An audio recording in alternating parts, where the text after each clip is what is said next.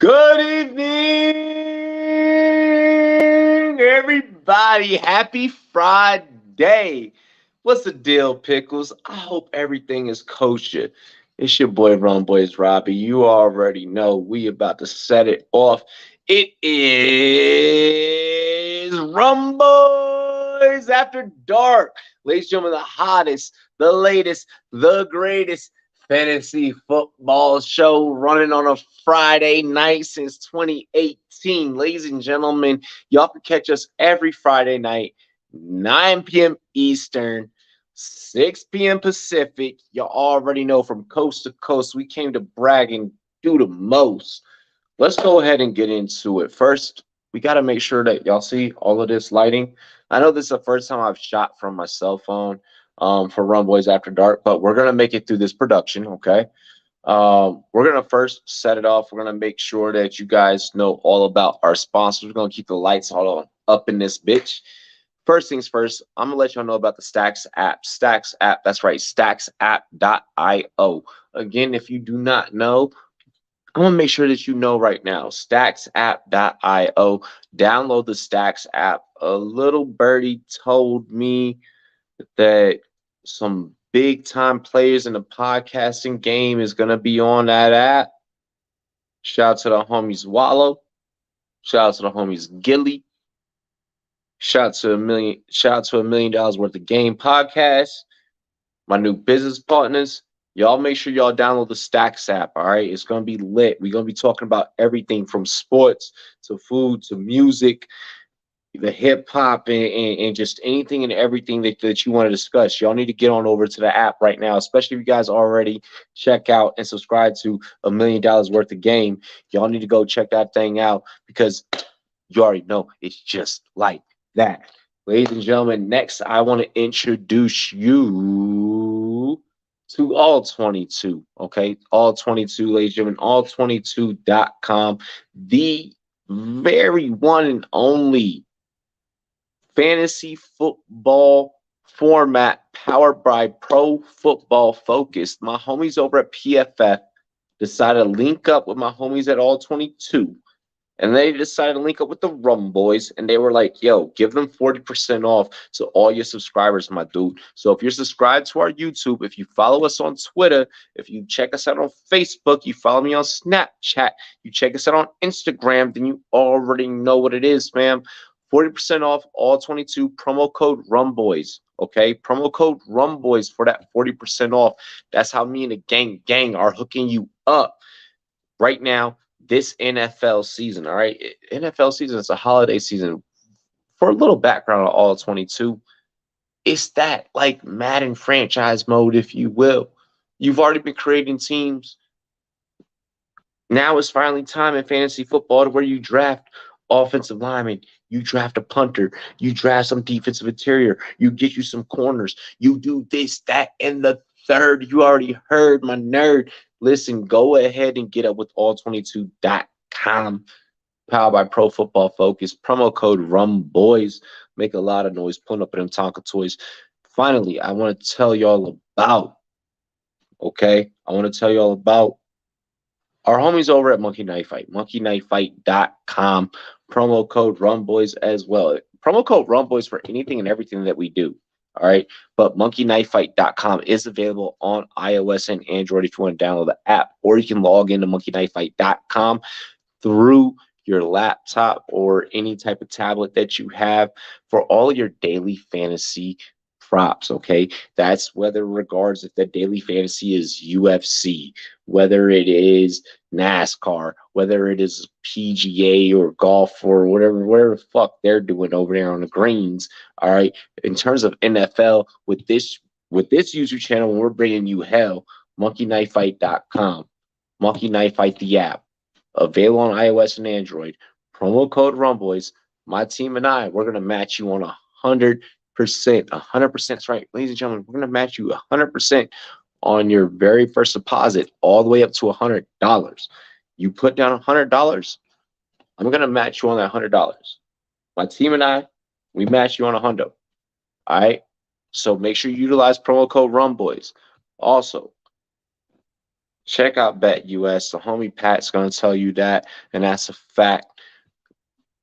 Let's go ahead and get into the show, ladies and gentlemen. Without further ado, bring in the cast and crew. First up, my producer, my man that's controlling the ones and twos tonight from his headquarters. He laying down the borders. You already heard him. My man's ain't no hoarder because he's giving you the fantasy advice. He ain't holding back. That's 100 stacks. Give it up. It's your boy, Saint Pat FF. What's up, ladies and germs? It's your boy, St. Patrick FF.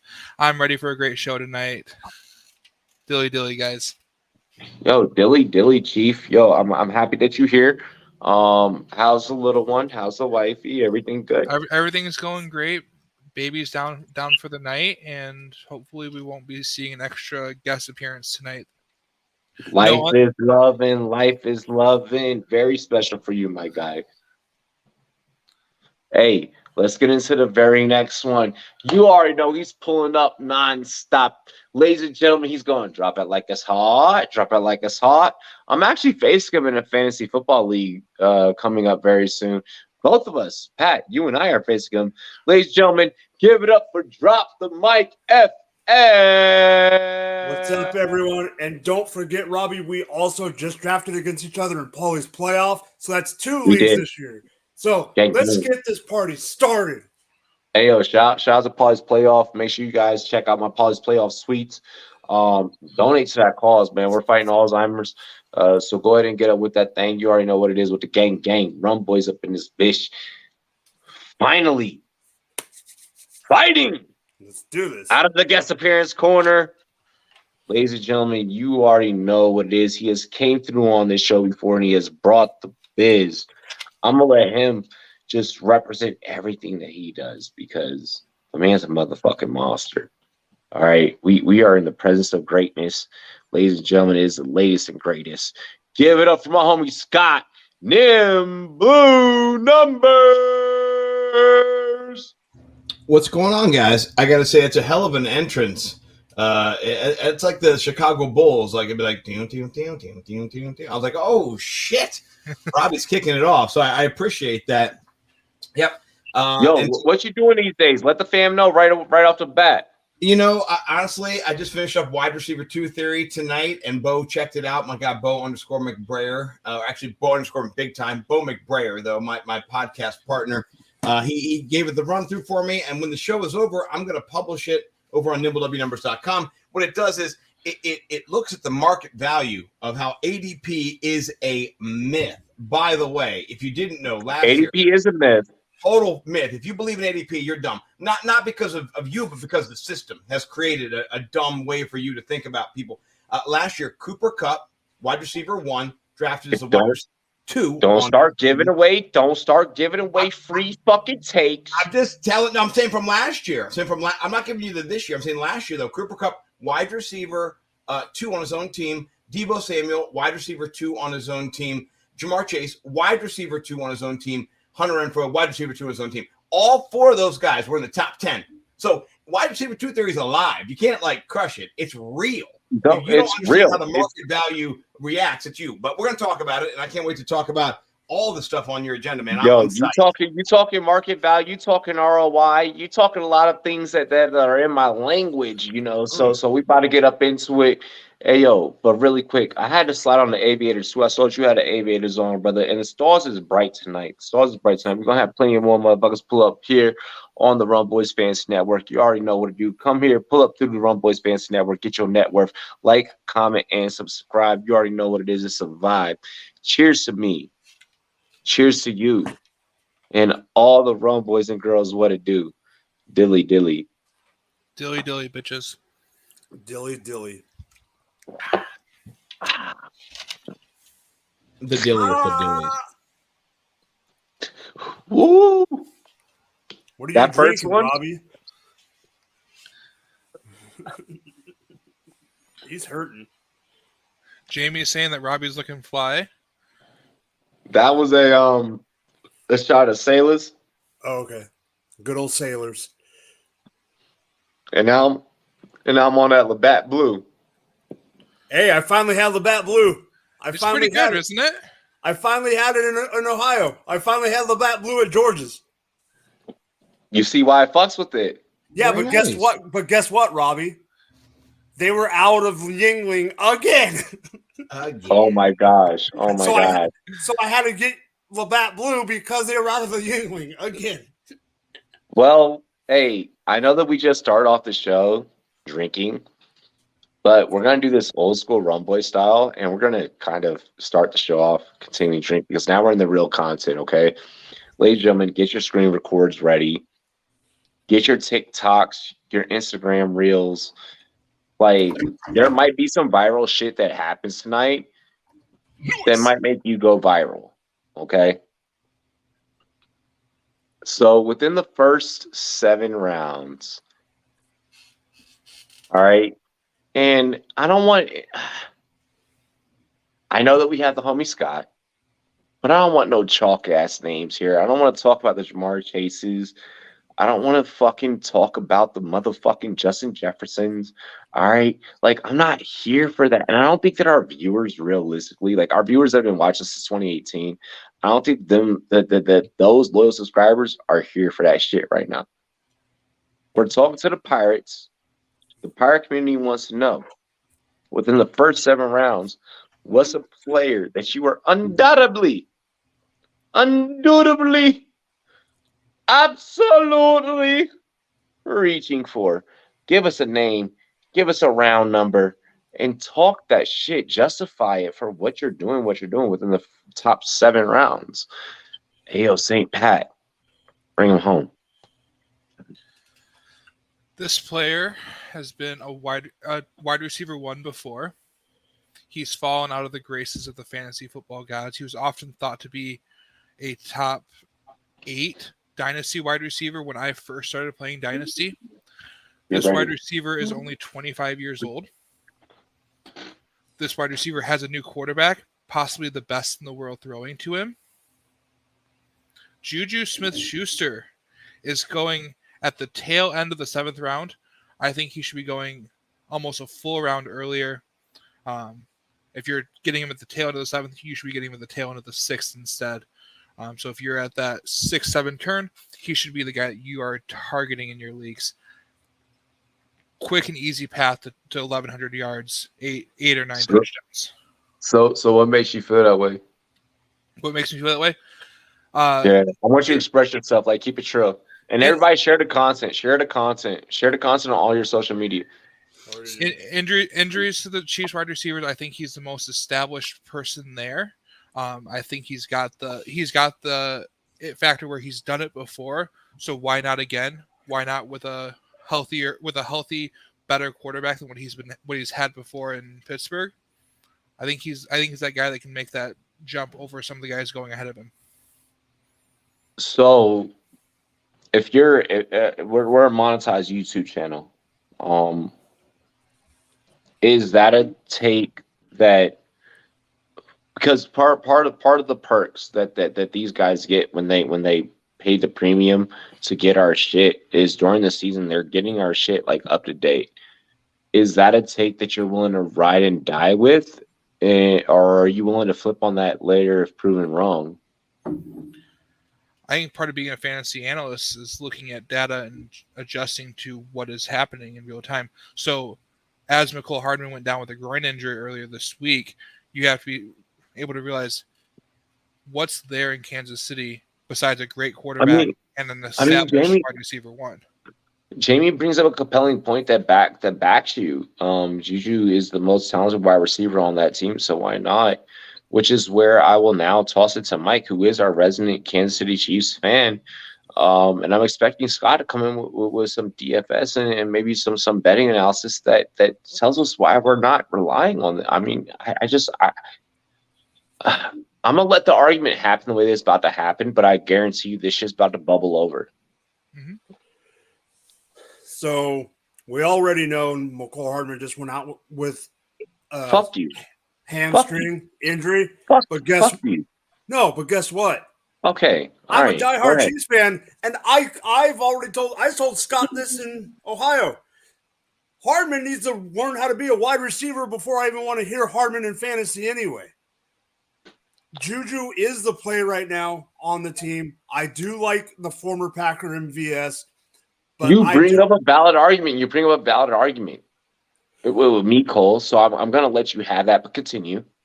With Travis Kelce going to be getting more of the influence because without Tyreek Hill, they're going to be the defenses are going to be targeting Travis Kelce. I think Juju and MVS early in the season are going to be the two guys to have, and then later in the season, it's going to go over to Sky Moore. But because he's a rookie, he's going to work slowly into the system. Right now, Juju, as long as he can stay healthy, is the guy I would want. So, okay. All right. I'm going to try and compose myself because I'm not trying to attack you so early on in our production. But what the fuck is wrong with you? What do you mean? Listen. MVS ain't shit. MVS knows how to run one route, two routes, and two routes only. But Mahomes needs someone that can run those two routes to open up everything up and have him throw the ball deep. I'm not. Listen. Did anybody else catch that Scott tissue throw? Because that was cool. We're not going over Scott fucking tissues throws. We're not doing that. No. We're going to talk about preseason fucking a couple topics later. Nope, not doing that. Listen, ladies and gentlemen, Mike, I think you might be. You're going to hate me tonight. I can already tell. I don't know what I did, but you hate me tonight. Well, I have a lot of vitriol towards you because I think that your team is probably going to be second or third. Okay. And as we're getting closer to the season, and if anything happens to your stars that you currently have, can I say something as a Chiefs fan? I think y'all motherfuckers sounding like third seems really good right now. On. I know you think I'm a diehard, but if we're picking right now, I am not picking my team to win the division. So who are you picking to win the division? Those fucking Chargers are legit. I'm picking them. I mean, they're winning the division. Charger. If I'm picking right now, I'm picking the Chargers to win the division and us to get second. I love that this was a conversation that was had last week on the show. So everyone thinks that everyone thinks that I'm just going to go all in on the Chiefs. I'm still a fan, but I am scared of the Chargers. I've told you guys that since day one. So wait, Mike, you're my co-host, and we have Pat on Anchor on Sunday mornings for NFL AM. I think this season, like the fans that have watched this show and that watch this network and watch this channel, they're really going to see some shit to where I can see a perspective where you might be right. I'm trying. I don't want you to be right is the thing. This division is the toughest in the league, hands down. AFC North might have something to offer as well towards that. If Watson played all the entire season. No, I agree, but I was going to say that got. But still, 3 out of 4 teams being right there. I got the Chiefs. I'm gonna stick by my take. I got the Chiefs going second or third there. That's my bet. I feel like the money line is going to favor it. So I mean, I'm just going to roll with the money. Our first 8 games is absolutely disgusting. I have to draft against Jordan Lander tomorrow, who used to write for us. So I'm gonna see what he feels like. I mean, he's a Chiefs fan, so we'll see. Scott, what's your outlook here? Rounds 1 through 7. Let's get to fucking drinking. Everyone has to drink because no one took a drink on their take. Well, I was just talking off Pat. We're just talking off Pat's take. We haven't even given our takes. You asked us about Pat's take with Hardman. I'll just say this about Pat's take. I'm looking at, and I respect Pat. I'm not gonna chide him. if you can get Juju Smith-Schuster, or as my daughter calls him, this is my daughter London, Juju Schuster, right? Which to me, he's always been Juju Schuster, right? Like just like that's the best name, right? Since she was a little kid. I think I drafted him the first year he was a rookie in Pittsburgh, and I think I had him the second year too. Like he was just on my team, and so Juju Schuster. The issue though is like he's in the middle of the 6th round of a 12-team draft. So if you're in a 10-man league, maybe you're getting, if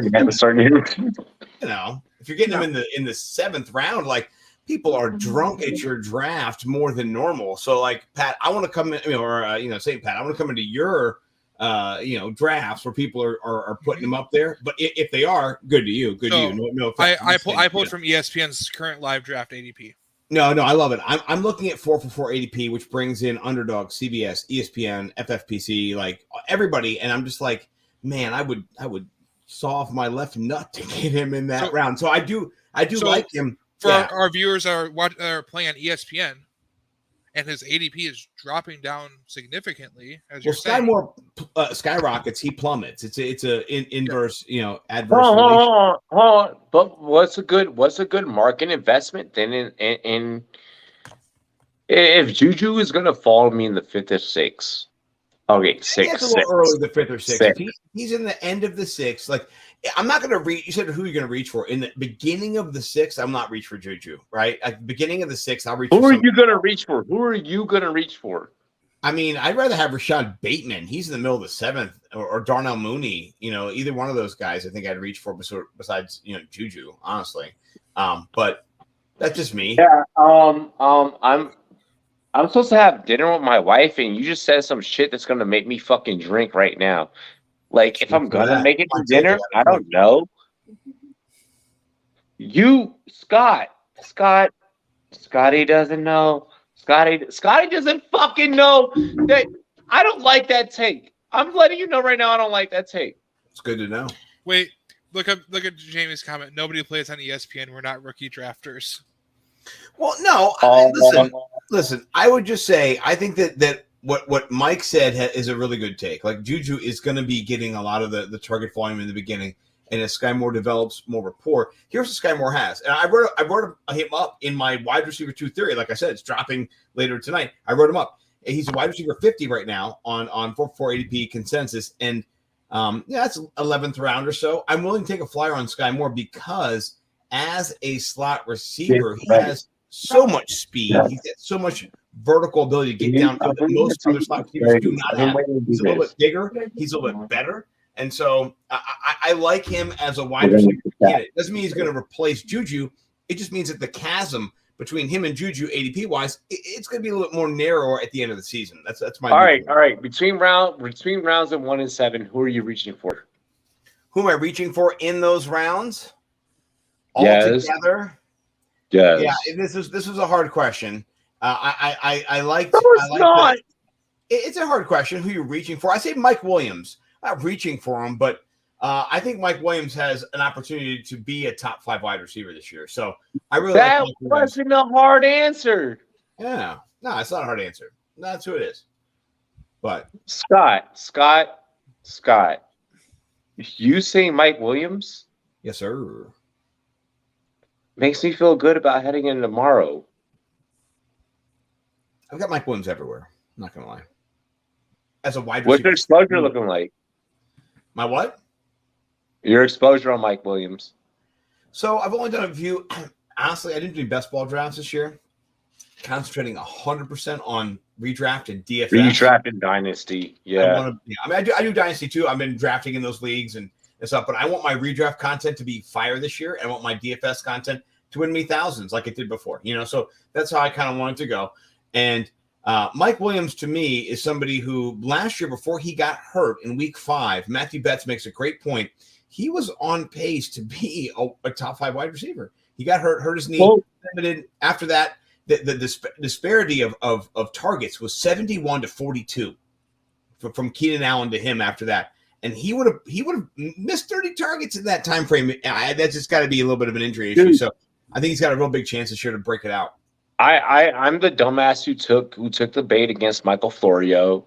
And Florio went ahead and he was like, yo, like I wasn't impressed with Stephon Diggs throughout like the first like couple of weeks, What? but I was impressed with Michael Williams. Stephon Diggs over Mike Williams every day. I mean, that's just ridiculous. I can't. I mean, it was ridiculous, but I ended up. Mike Florio saying that for real? I love him. I respect him. I end up winning. I end up winning. Hold on. I end up winning. I made the trade. I gave him Diggs.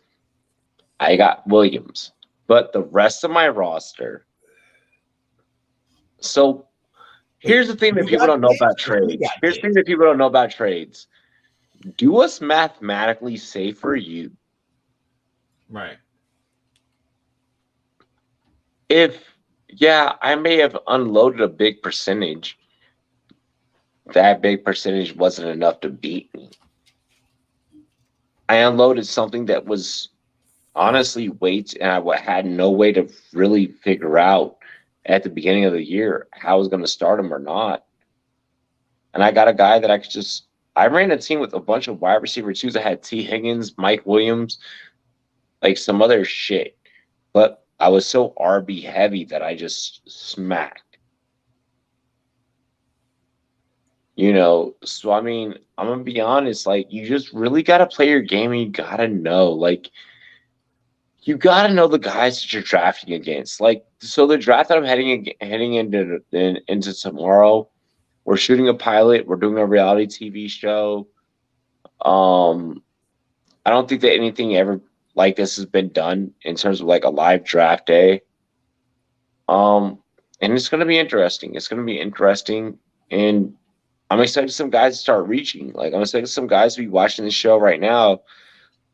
We have the Facebook versus Twitter league coming up. And like, I'm hoping some guys are going to be watching the show and being like, well, fuck, like,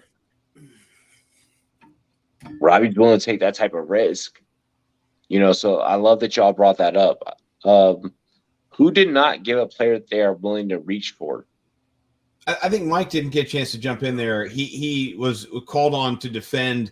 I think City Mike. And he did a great. Mike, listen, I'm with you. I wrote like what you kind of said in my wide receiver 2 theory about Sky Moore. How first couple of weeks maybe watch him not going to bust out, but later on going to be in more advanced role. So Mike, give me something sexy, bro. Give me something inspired. You're gonna get mad. You're gonna get mad at me, and Pat's gonna love me. Okay? Me or Robbie? No, Robbie's gonna get mad at me because he always does, and Pat's gonna love me. What about me? We'll see. I don't know how you feel about it, Scott. So I'm not sure. You talked about my team. I'm talking about Alan Lazard, baby. Give him to me. I like it. Give him to me, baby. Listen, wide receiver 44 is crazy. What are we? And the way Aaron Rodgers just got mad this week about his rookies, he's going to target Lazard even more. No, that's stupid. I agree with you, Mike, 100%. He's going to end up around 32 to 38. I'm not. You can't argue with that at all. There's nothing you can argue about. I can't hear you, Pat. Pat's muting himself out of it. Sorry, I threw my headset. He got so mad at me that he muted his headset. He shit and threw his headset in the shit, and then had to recover and wipe the shit off. It's a classic. What you end up having here, Pat, before you go,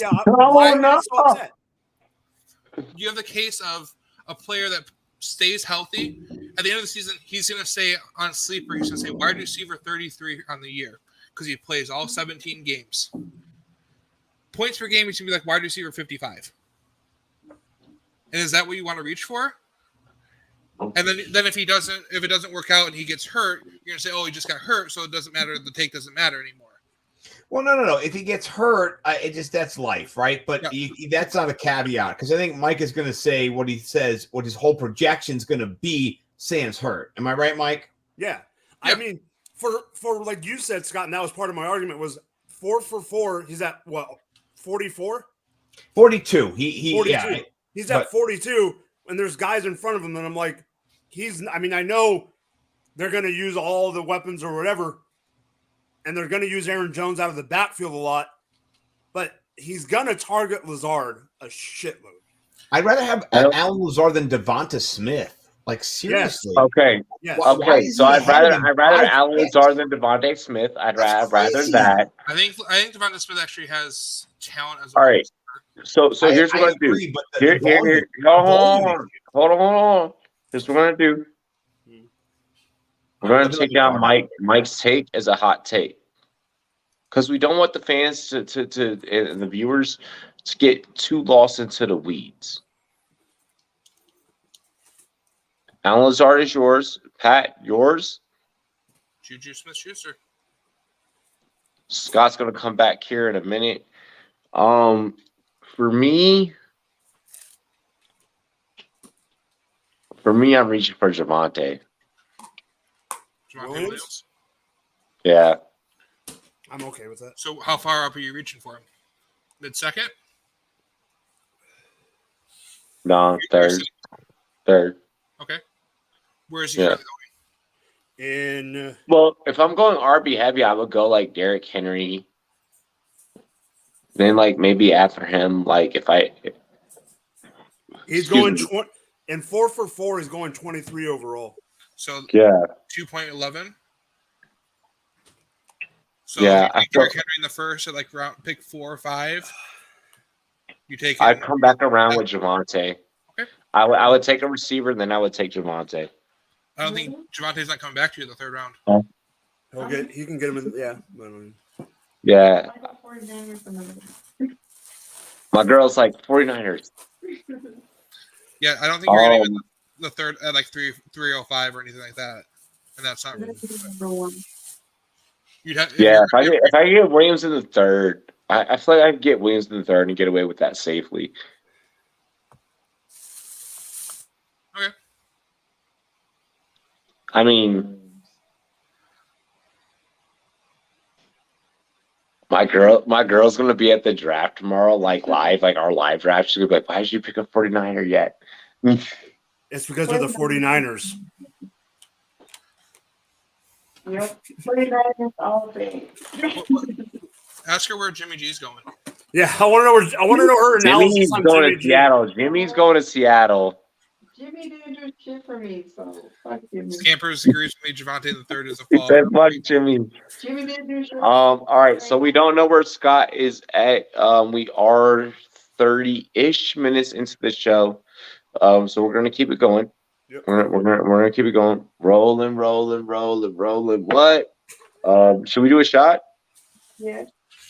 After this. My drink's empty, but He said after this, after I read the topic, or After this topic. no? Why would we do that? All right, fine. Let's go, mofo. Yeah, I was about to say no. Wait, don't take your shot now, Mike. What the fuck? I did it. No, not yet. All right, baby's gonna come and take a shot with us on air. El Presidente in this bitch. All right, let's go ahead and do this. Cheers to me, cheers to you. All the wrong boys and girls want to do dilly dilly. We got some more fantasy football talk for you. Yay! Now I'm ready for food tonight. Oh, what are you going?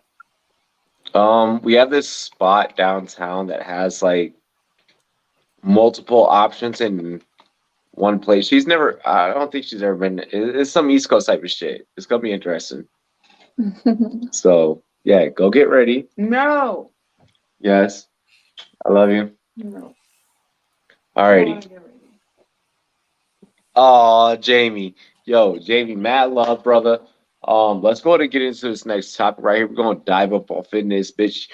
Like we fishing for some fish. Mm-hmm. All right. Week 1 of preseason just took place. Okay.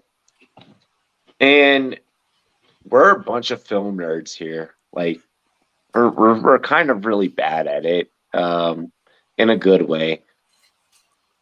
Knowing that we're watching film last night, today, and we're heading into preseason week 2. I know we're all going to be watching film tomorrow.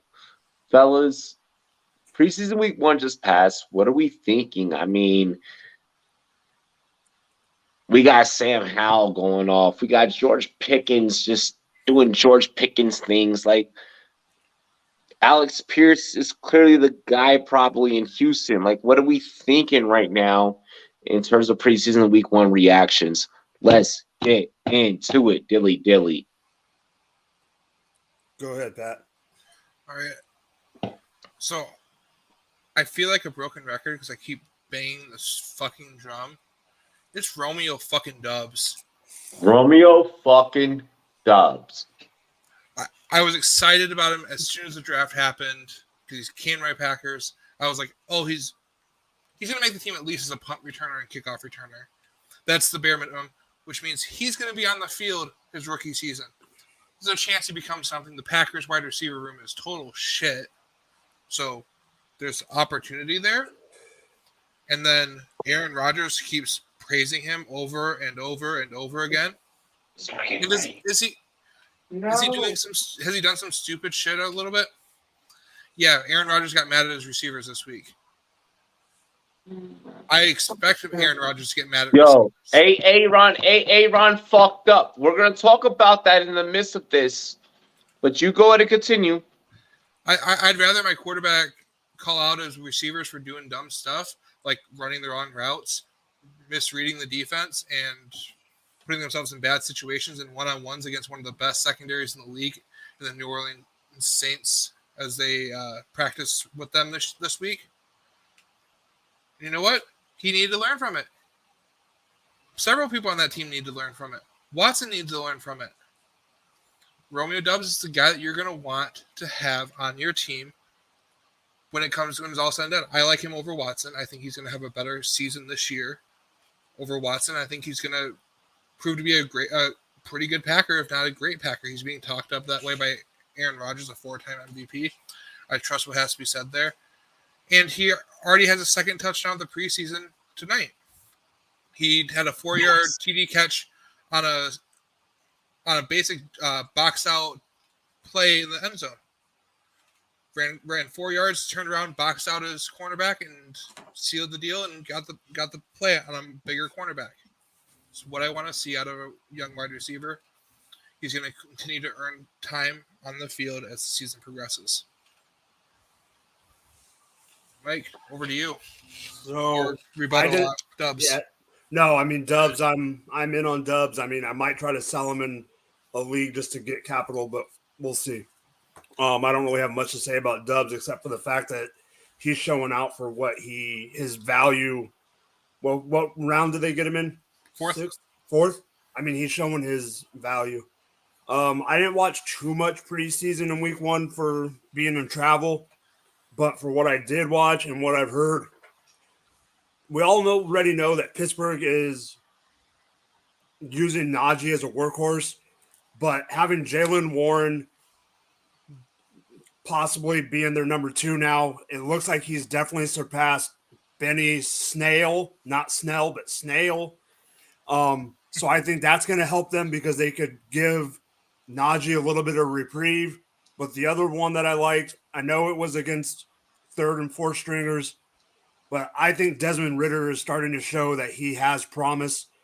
And I wouldn't doubt if that team starts going downhill a little bit, which we all know that team's not very talented and they're going to be a low-end pick this year, a top pick this year. Ridder's probably going to get in there. And other than that, I'm throwing it to Scott. I mean, that's sexy. I can't argue with you too much there, Mike. So to go back to what the Saint is saying, I watched Romeo himself on the 4-for-4 ADP we mentioned before go from wide receiver 69 while we were at the Expo to wide receiver 60 right now. I mean, that's an expensive dub sack or doob sack, as they say. Like, it's just getting higher and higher. And so I'm not against him.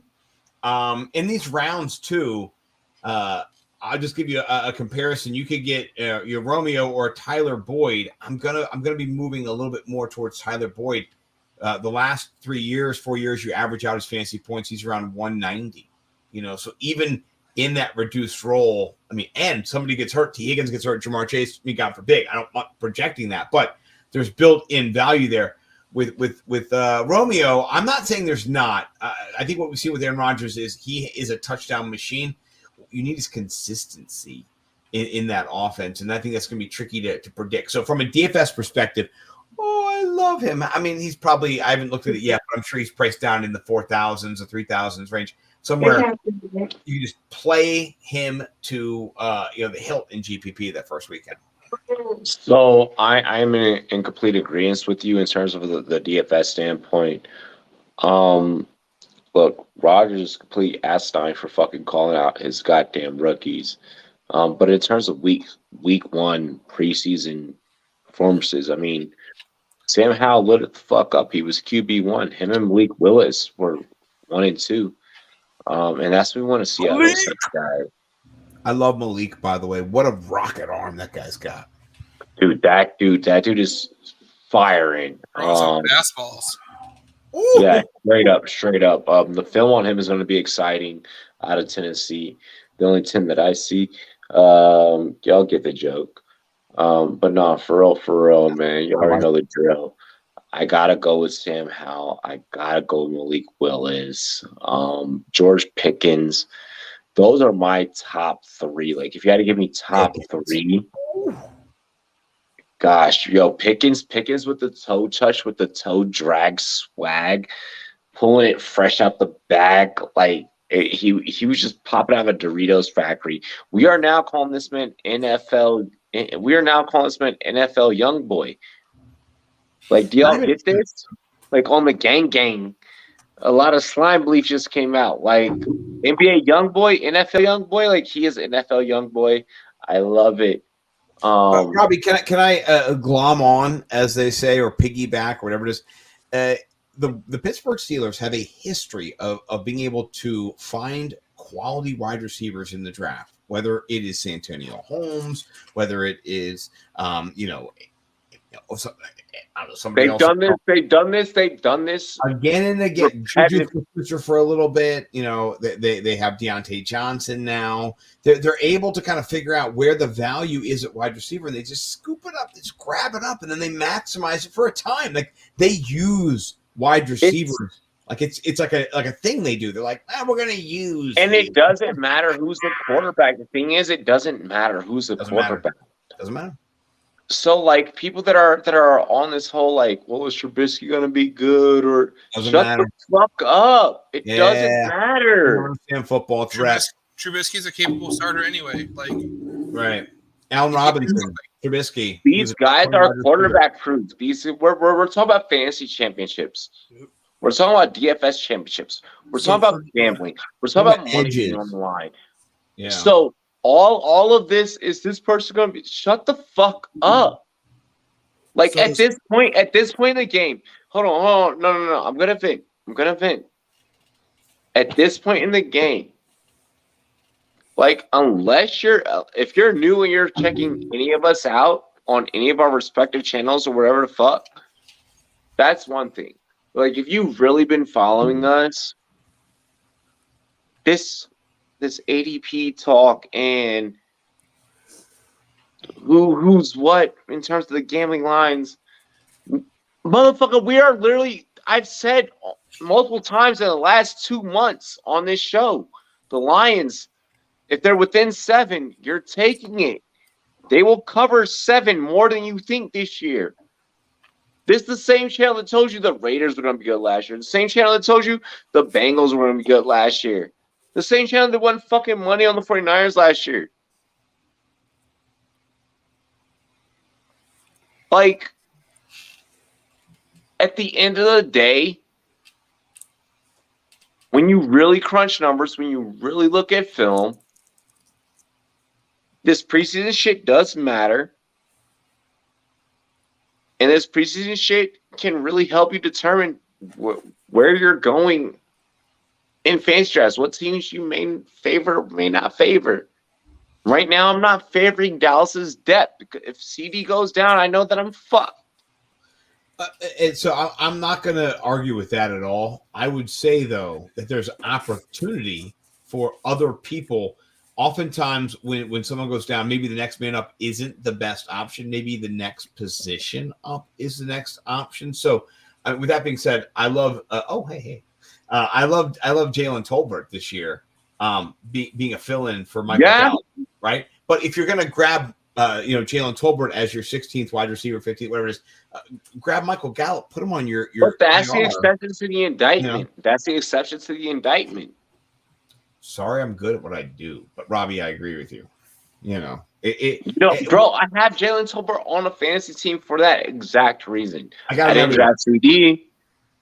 Right. CD is so expensive. So here's how you should really view fantasy, right? Is get the guys that you think are the most volatile for that year, that you value the most, and then you can reach for them if you need to. If they're going to come to you, let them fall to you. Like, play that out. Like, that's how every draft goes. Is this guy that I value going to come to me right now? And you look at the board, and then you go, is he going to come back to me? And so I got called out for reaching for Gabe Davis as my wide receiver 4 in a draft. Bro, Gabe Davis could be my wide receiver 4, my wide receiver 5 any goddamn day. Right. But the super flex league, people were a little arrogant over there over at the bro. And I'll still have T Higgins, as a wide receiver 3. You know what? I love me some T Higgs. T Higgs is the truth. So. Anyway, I'm going to shut up because I see St. Patrick and Drop the Mic, are itching to jump in because Robbie's, just getting a great topic to discuss. So I'm going to shut up. The only thing I want to add is I just looked at Romeo Dubs' price for week 1. He's at $3K in DraftKings. Right. I knew he was he's just like the cheapest fucking shit around, dude. This is how you win money. For week 1, that's a GPP play all day long. Every day. Mike, I love it. Mike, you and anybody else who wants to, but Mike, particularly you got to jump into a league with me and Bo and Robbie, $5 DraftKings league, whatever it is, like just a little bit of money, but we have fun. Like we go hard. We have a good time every week. It's just like a little, if somebody wins, like I say, Robbie wins, we hype him up like shit. It's like, this is the best guy in the whole fucking world. If somebody gets last place, we're like, look at this son of a bitch. And so you get I'm being a lot of those. I get called a son of a bitch at home enough times, so I'm going to pass on that. I don't need my friends calling me that. Well, no, you don't get called it. You are it because you. Hey, no, for real. Check out. Hey, check out what Scott is doing with these types of leagues that he's talking about. Scott, yo, I'm hopping in. I'll hit you up. Let's go. Well, you know what? Last year we had Chipotle Burrito jumping in, and we had Alex Baker jumping in. We had like the top of the top. If you want to go against the best of the best, not that they were targeting us, but we mess with those guys on DFS Twitter, so they would jump into our leagues, and we'd have a good time, and we'd beat the shit out of them, and that felt so good. You beat Alex Baker. How better can you? You do realize going against me is a problem. It is, right? Every one of us. It's right. It's problematic. Like, all right, so I have 2 drafts coming up this weekend, and I'm sorry for anyone that has to deal with my badness. It's gonna be fun. It's gonna be fun because like I have to like so for a lot of these guys, like it's the first time they've ever had like 2 quarterbacks, so they have to draft like hands down. It's like yo, I have to, yeah.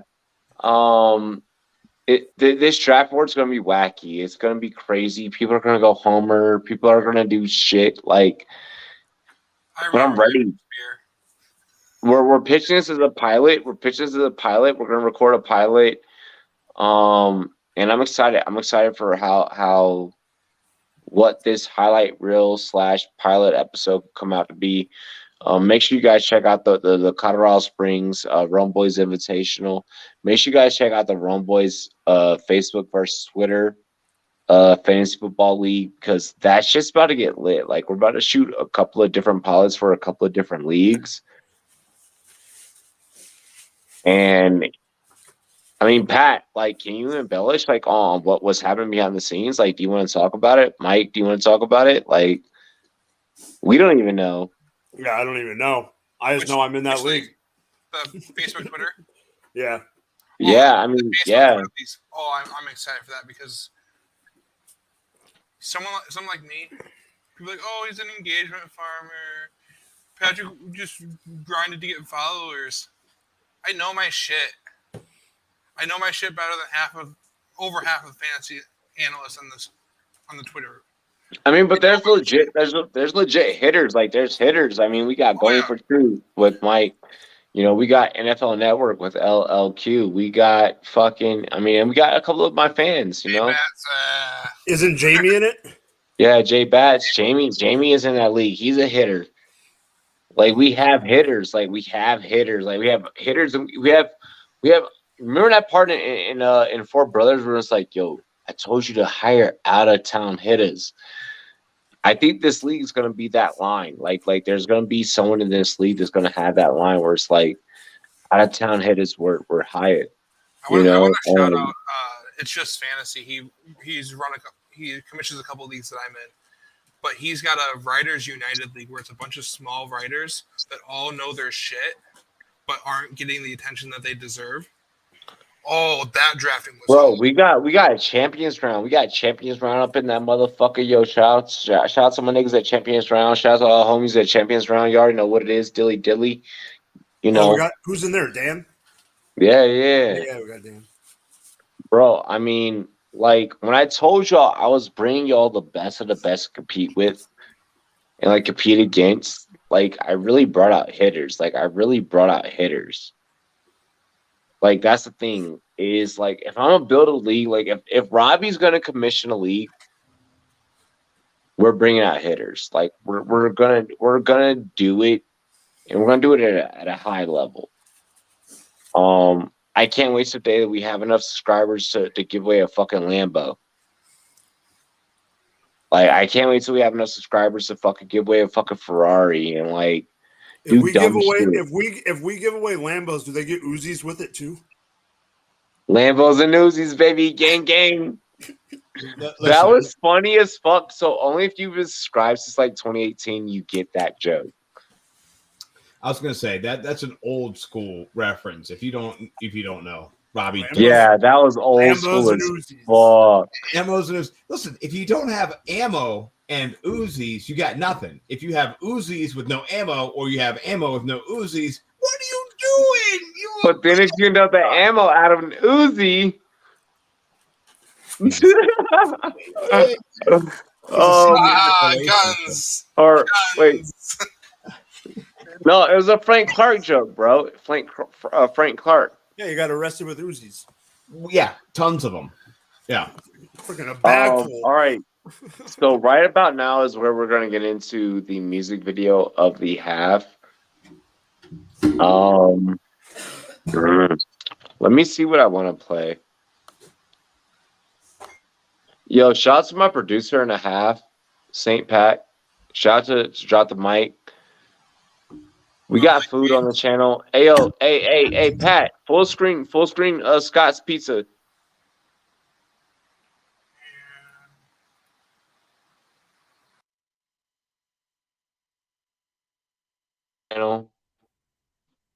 Dilly.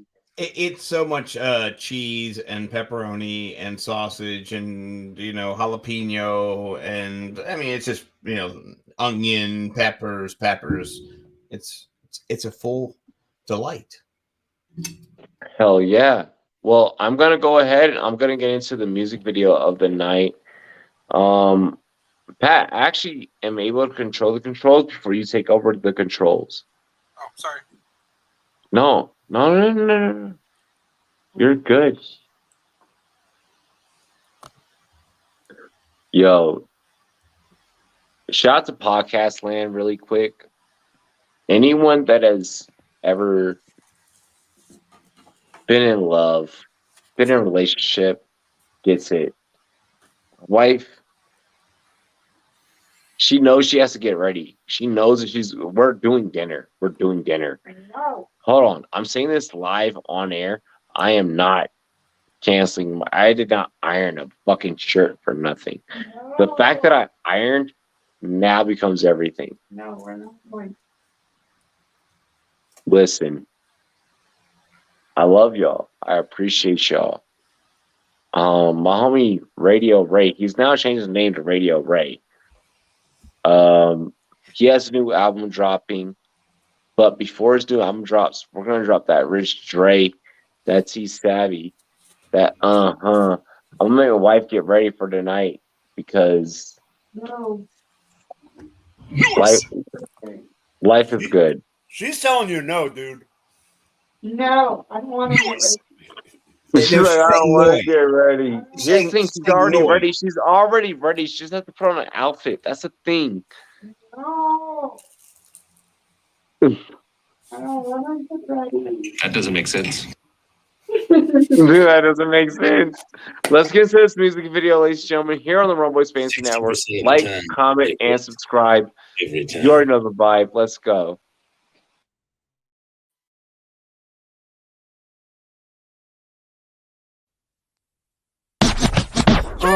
I ain't waiting a second, I'm going in now. No freestyling, no this and pimp pal shit. See, I don't make moves to get rich, shuffle quick. And I only fuck with bitches who be slobbing on her. I can get nasty, but I'm usually where the cash be. Rolling weed, sitting back, blowing shit to Cassie. I ain't doing it for the rich way, so I brought Rich Ray. When I come around like Dom, that look this way. Right into my own shit, I swear I be doing the most shit. Give you hits like Tyson and giving you vibes like Bryson. Certain things in life be so expensive, but I buy some. Certain things in life be so enticing, but I can't try some. You looking for what you looking for, yeah, I'm the item. I'll hold you down forever, you my nigga, yeah, item. I'm coming for what you say you hold, I'm all about it. Linked up, turn a beat up, now we clouded.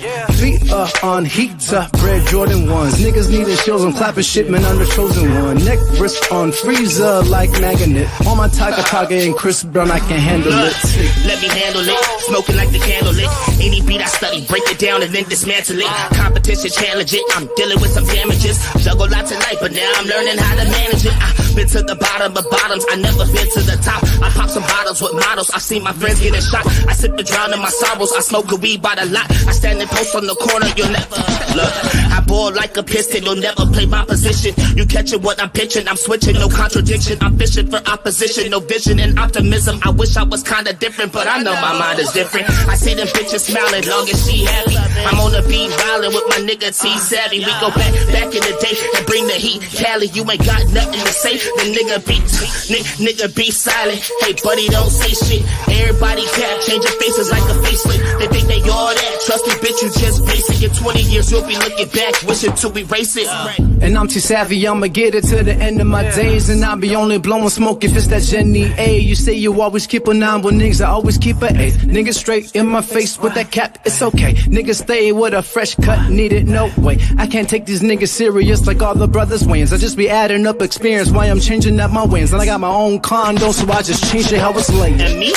I'm never changing lanes. I got a better way to demonstrate and elevate the game. I keep a level-headed saying I told the devil pave the way. If ever I see there's a day, I'll disappear like David Blaine. I never had it from magic, I had to grab it from tragic. Sometimes I wish like Aladdin, get thrown the pits with the dragons. Imagine living in lavish, I wanna get it, I have it. I remember shit in the trash cans, in the trenches in Afghan. But I made it back to the States, made it back to being black. And now they laugh in my face. With all that's happened, it's so hard to say this place is so great. So on the track, I found my faith and put my faith in the tape.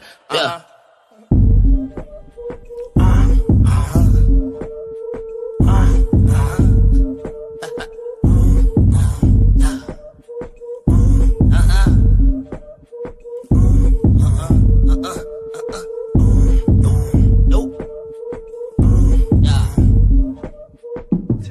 Savvy, Richard Ray, and that's it.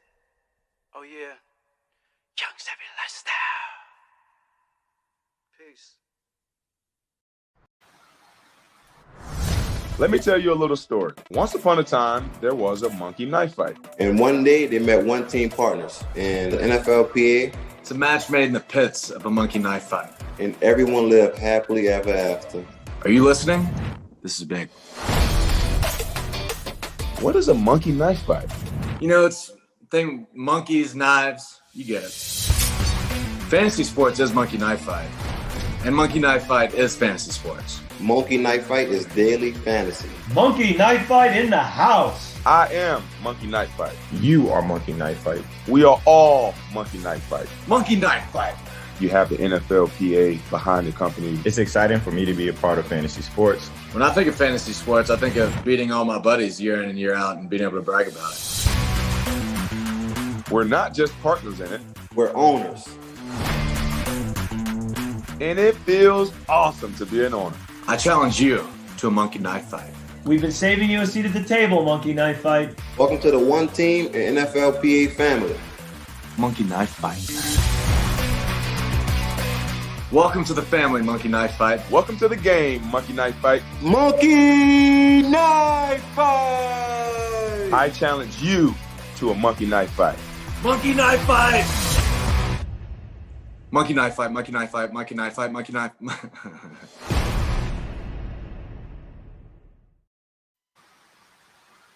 We're back. No more Robbie. I'm the captain now. Well, if you're the captain, I'm out later. What happened to Robbie? Where'd he go? What went down? Robbie's got a girlfriend now. He's got to go to dinner. He's got to go to dinner. Oh my gosh, that's crazy. A girlfriend as a married man with children. That makes no sense to me. I mean, right. What the fuck? That's some bullshit. If he had his shit on lockdown, his girl would know long ago that he was podcasting and she would have adjusted her ranks accordingly. So the sad thing about halftime is it's like 2 minutes too short because I've got leftover B-dubs in the fridge where they have their new like chicken dog like type sandwich, like bar food. It looks like there's chicken tenders is like the base of it, but it's designed like a hot dog to be held sideways like a taco. That's ingenious. I like that. That's some innovation right there. So you can engorge it in your face. Yep. So I got. They have 3 different flavors. I got 3 of them.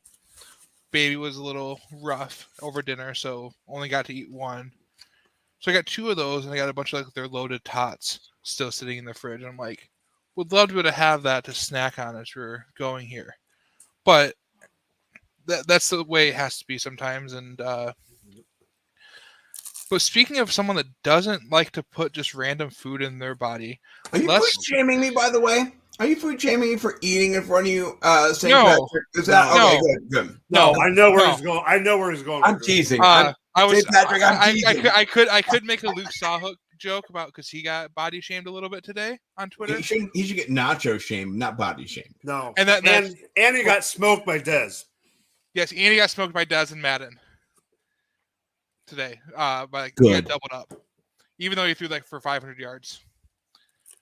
Anyway, someone that doesn't put a lot of nasty food into their body.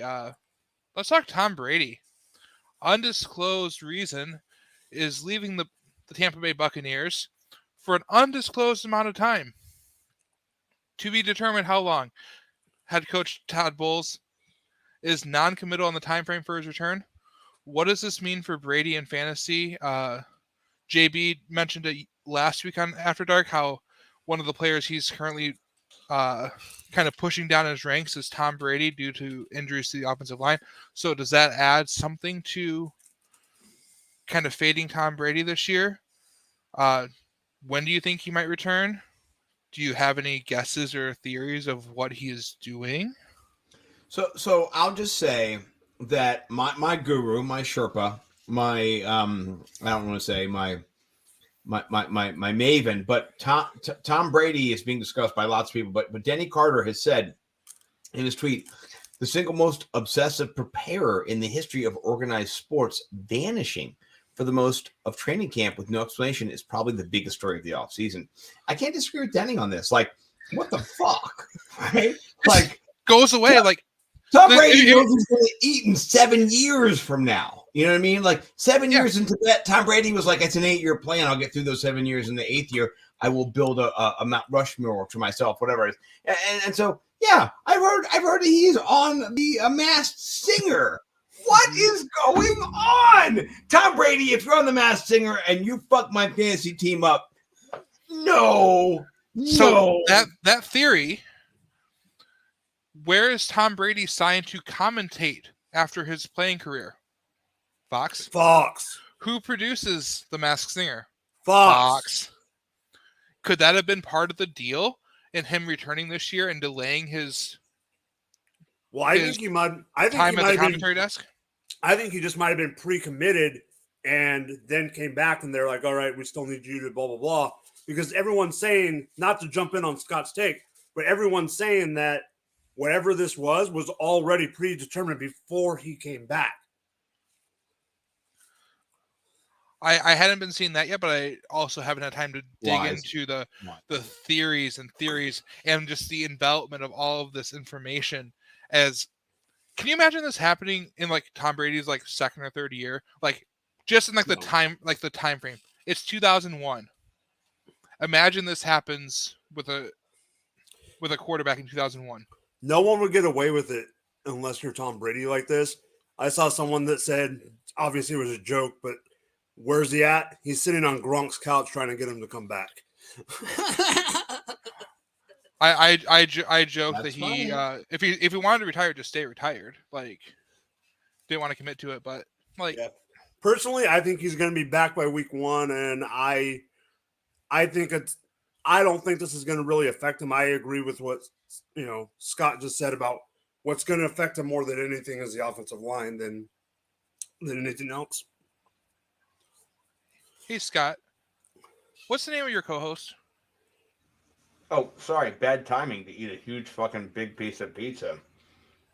My co-host is Bo McBrayer or Mike Collins, either one. What is Bo known for?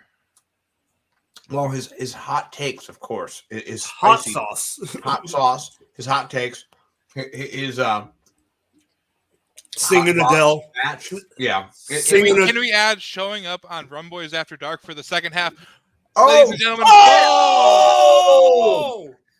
I was waiting for you to say my hot body as well. Well, I was going to say get me the to say sexiest DFS, half of the sexiest DFS show for now. Hey. And I will say sexy voice when it comes to karaoke. Oh, baby. Thank I you. have My that voice on was video. more than half gone when I started that song because we had already partaken Crotch for level. 2 days in a row nonstop. But I'm really glad that it got drowned out by how many nerds like us were singing Adele in unison with passion. Like the hand gestures were there too. Full passion, just. I mean, I saw you. You were in the moment. A bunch of fantasy analysts singing Adele. Does Does that rival a bus full of middle school girls passionately singing "Fight Song"? Yeah. It's way better. Then I fully understand that is power. That is passion. Well, we had what? Adele, you should have seen Mike. Mike was crying. He was so into the song. Jamie says, "Bo, we need some more of that batch." Welcome in. Glad you could make it. Yeah.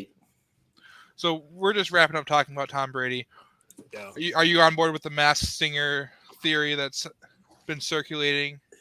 No, it's really plausible because of the timeline, but I have some insider information on what he's actually doing, which isn't that far off. He is filming for a show, but it's not the Masked Singer. Do tell. So they're doing a documentary on a couple things, like how they had the what's it called, the show that he just had come out, The Man in the year. Arena. Yeah, so it's a similar type show to that, but it's more specific to Deflategate and all that. So they are filming that show, and he's been away with family as well. So it's not like the guy needs camp. I mean, we still have 3-4 weeks until the season starts. I don't think this is a non-story. I don't get it.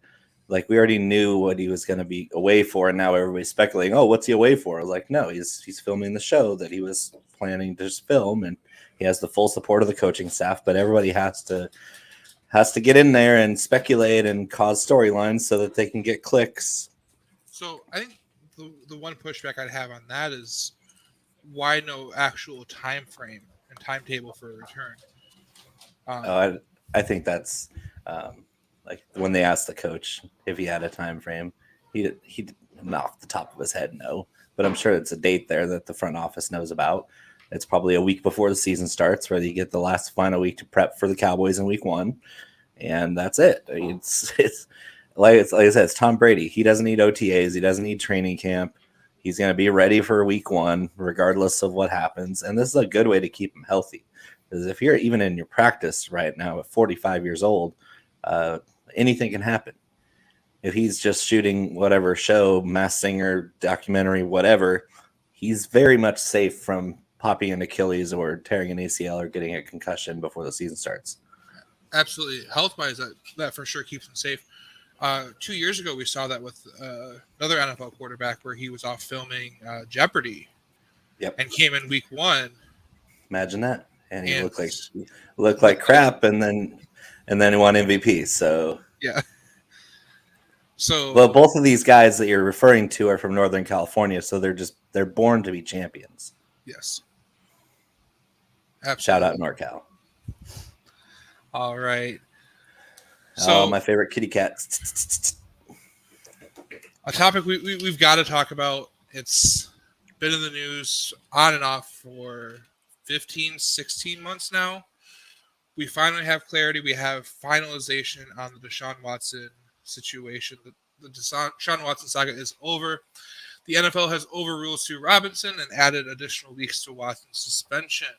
It now moves from 6 games to 11 games, and in addition to a $5 million fine to be donated to charity. This also includes the Browns' Week 9 bye, so it's 12 weeks, 11 games.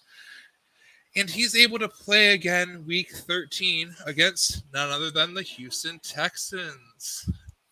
Was this intentional by the NFL? Do you think the NFL removed games from the suspension to make this coincidence a reality? Or do you also believe in Santa Claus and the Tooth Fairy? Quick thoughts on the whole situation. Bo, do you believe in the Tooth Fairy? So funny sidebar here, because no, I don't anymore. But when I was a kid, I did. Of course, a lot of kids did, like, have decent parents that would do the Tooth Fairy thing until they hit a certain age. I remember the moment where I stopped believing in the Tooth Fairy. I remember that. I was probably 8 or 9. And I lost a tooth, another tooth, and put it under my pillow. And I was probably only half asleep. And I heard my dad come home from work. And I heard my mom and my dad in the hallway talking about it. And I heard him go, and I heard him go into his wallet because the door's cracked open. He grabs his wallet. He pulls out a dollar bill. It's all wadded up. And he comes in there. He's got Budweiser on his breath. And he shoves that wadded dollar bill under my pillow. He didn't even take the tooth with him. And so that was when I knew that the jig was up. And I even wrote that exact story in my next article that's coming up in a couple of days. So it was more of like relating the Tooth Fairy and other mythological, like, kid things to another form of fantasy football lore that we like to say vacated targets. I know Scott might be triggered by that, but vacated targets are like the Tooth Fairy. All right. So Desean Watson, your thoughts on this, the final ruling? And I think that he should never play football again. I think that it's really sad that we have a clear pattern of predatory behavior against women. He has shown zero remorse. He has shown zero taking fault for the way he affected more than 24 lives. We have people. There are women that he ruined their career for them. That was their life's work, and they can no longer do it without feeling a different way about their career and their chosen path. And their life was altered because of his predatory pattern of behavior. And yet, just because there's no criminal charges doesn't mean that he's not guilty of something. And might not be criminally guilty, but he's already been, by settling in court, out of court with these women, he's admitting that he caused them irreparable damage and harm. That's what a settlement is you admit that you damaged this person in one way or the other, and you are paying amends to it because you don't want it to get worse in court. And that's where I'm at, is that what he did is despicable. Either way you cut it, whether it was half the women are lying or half the women are telling the truth, or all of them are telling the truth, or all of them are in cahoots, which is not possible. This is just, it's clear cut, and he deserves to be able to sit on his consequences, which he's not going to have any. He's going to miss a bunch of games for a team he's never played for. He's going to have full support of a pile of trash organization that's the Cleveland Browns, namely the Haslam family. They're not going to punish him in any way. $5 million is a drop in the bucket for him. He just signed a fully guaranteed gazillion-dollar contract. He's not going to feel the same way. It's not going to affect his life the same way as even one of those victims was affected. So why would we say, 11 games is enough? That's no. 6 games was an insult. 11 games is just it's an olive branch saying, hey, the NFL feels that it wasn't good enough either, but it's also, we don't want to get rid of one of our top 5 quarterbacks and faces of the NFL because he did something. It's just, for me, I just don't see how I can look at the guy the same way ever again. And I know a lot of people feel the same way, especially women. It's like, what more do we have to do for the league to at least demonstrate that they give one rat's ass about women in general, especially their fans? This is a growing fan base. They don't give 2 shits about the women who root for the sport. And they go doing something like this, and they don't send a message when they could very easily send a very clear message, like they did against Calvin Ridley for gambling. That's a clear message. Don't gamble on football. What are the consequences? You get a year off of football with no pay after you just sat out another year because of mental health. Calvin Ridley might not ever see another NFL paycheck because he made a mistake. Desean Watson made 26 mistakes, at least, just the what we know about. And he's not going to get even a shred of punishment for that. And of course, he's not going to own up to it now. He's already pled out, and he's not going to be punished, and he's not going to learn from this mistake. He's going to go to therapy, and he has to do something. But this is like the punishment Mike Vick got comparatively is 10 times worse than what Desean Watson got. And both crimes are worthy of the Mike Vick punishment. Well, you bring up that Desean is one of like the faces of the NFL potentially. As he was going into last year, he could have been one of the faces of the league. A young quarterback, mobile quarterback, building a team, strong arm, lots of stats, lots of fantasy numbers. He's that guy. Mike, do you think that if it was a lesser quarterback, we would have seen a more severe punishment? Do you think if it was let's see. Jacoby Brissett. Sure, let's use his backup, Jacoby Brissett. I was thinking Daniel Jones. I feel like the NFL would have come down.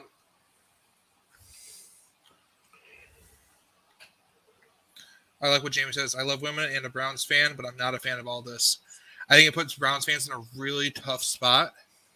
And I've seen Browns fans leave their fandom, and I fully support this. I think this is one of those situations, and the trade that they made is well worth leaving and changing teams. There's few things that can lead to changing teams. Well, what gets me about that comment about Jamie and what you're saying about leaving teams. Also, I was trying to pull up. Welcome in, Justin. Dilly, dude. Haven't seen you in a while. Hop in the DMs later. We'll catch up. Is the fact that the Browns made this deal knowing something like this was down the pipeline. So that's what gets me about the Browns situation as a franchise. They proved to me that they care less about it than the NFL, because they're willing to go out and give him $200 or whatever $1 million guaranteed, all the money guaranteed and the big ass contract and trade and give all these assets for him, knowing that there was a good chance he was going to, at that time, there was a good chance we thought he was going to miss the whole year. And the Browns even catered his contract to the fact that if he did miss the year, he was only going to miss out on, I think, 2.5 mil or something like that, because the way they had it balanced out. To me, that shows that the team, and that's why I'm okay with people leaving, as like you said, I hate when people jump teams or whatever.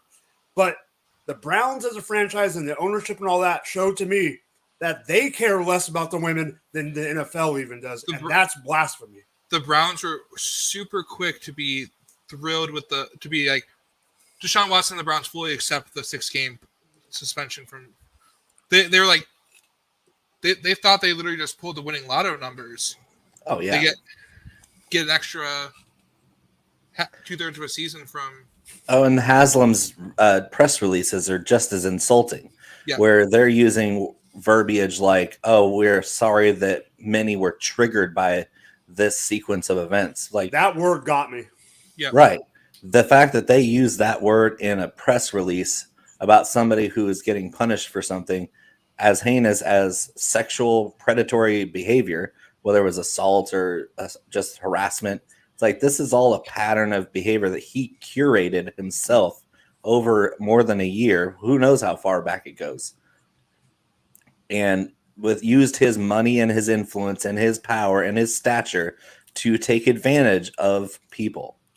Like, other human beings were affected because he decided he was going to do this plan. Where, I mean, there is nobody else out there that goes to hundreds of different massage parlors and therapists, especially not a world-class athlete who cares about their body as an investment. I was going to say, like, I have not done like 66 or 69 or 75 or 100 anything except for like brushing my teeth, eating my breakfast, going to the bathroom. Like, what else have any of us done besides going to work every day? 66, 70,000, 100 million times as much as he's done. Like variety of. Like, did he have an assistant that his name was like Kyle, and he was like, "Oh yes, I've talked to 17,000 different masseuses this week. We're ready to go." No, he did it himself. His Yeah. agent wanted out of it. His agent wanted out of the whole deal because it was too hard to set up. He was doing it through Instagram DMs. He had owners of parlors that were working with him and essentially colluding with him of setting these things up, knowing what was happening. Yep. That doesn't make sense. He literally had more different massage therapists than our varieties of cereal in a grocery store. Right. Let's just let that sink in. Shout out John Batts. Hey, Batts. I love John Batts, by the way. That guy last year ran with me. I'd never run a 5K in my life. He ran it with his wife that day. I got a video from him. He said, "You can do it. You know, Scott, I just did it right now for you, for London. I've never done it in my life. I can do one now, though. I can do one now. But last year, I was a shit show. Still trying to get back to my normal self. You know, John, you're the man, brother. Appreciate you just being an encouragement." Was that he the donated 5K? Yeah, he ran the 5K. Yeah, I ran that too. It was a great time. It was a great time. You're the man, dude. St. Pat, I appreciate you too, brother. Listen. Like, there's just so many people who loved London and me via London. I am indebted, in debtor's prison. That's why I'm here every time on Fantasy Twitter, and I'm just trying to pay it forward just to love everybody else who's loved me, right? So I got to be here until I die. It's a terrible existence. Every day I'm chained to these MFers. It's the worst. Well, not to harp on Desean Watson anymore, let's move on to other quarterbacks. Marcus Mariota said earlier this week, when talking about rookie Desmond Ridder, if you can help guys, especially the younger guys out, it's all ultimately going to make your team better. He also said, "So I do whatever I can. I pass along as much information as I can to him. Whatever he wants to absorb, the ball is in Ridder's court." Counter to that, earlier this offseason, Ryan Tannehill commented that it's not my job to mentor him, while talking about Malik Willis, who fell down draft boards back in April. Tannehill talked back those comments several months ago, but what do you guys think the role of veteran quarterbacks should be towards rookies coming to the league? Is the fear of losing your job worth not helping in the development of these players? Scott, we're starting with you. That's a surprise, but I will say that if your mindset and your mentality in life is... Sorry, pause. Jamie says, "I banged my girlfriend and some others over 100 times last year. That's only like 5 times a week. We all need a couple of days off." Jamie, are you in your 20s? That's all. He's in amazing shape, too. Right. The Texans are looking for a quarterback. He did 10 kids. How many children do you have that are ruining your life daily? Hey, Philip Rivers. Right. Seriously. Philip Rivers bought a bus and drove across the state for 7 hours every day to get away from his family. You know. So, anyway, he had a few massages. Tom Brady came out of retirement to get away from his kids. So right. Oh, my gosh. All right. So, what were we talking about again? I got totally... mentoring quarterbacks. Mentoring your teammates. So, listen, I'm an old school guy that I think what comes out of people's mouth and what they say in those moments really is indicative of their belief in who they are, not in who the other person is. So as soon as Ryan Tannehill started saying his job is not to do something, right? It kind of made me think he was not given that same type of relationship with his experience that he had before him, right? So it's not an indictment on him. It's an indictment on the system. Cheers, Captain Morgans. I like that. I'll tell you a story after we're done this about a time I puked on that, but we'll finish this up. I think it's more an indictment on how the negative environment that Tannehill was raised in. I think that's why he kind of backtracked it. And I mean, it's a family. I mean, in the NFL. With Adam Gase being a piece of shit. And then Mike Vrabel, I love him. But that guy's a real macho, straightforward, high-T guy. And all respect to that. I like that. That's a good thing to do when you're a leader of men. I think a quarterback needs to be like diplomatic. My quarterback in high school had his license plate said GQ quarterback. It said GQQB, right? And he was 16. That guy was the pimp of the school, and he didn't have sex with any but his girlfriend, right? He wasn't a pimp like that, but everyone loved him because he loved everybody else, right? And so I think that's the key. His name's Mike Hurway. I'm not gonna lie to you. That was one of my best friends in high school.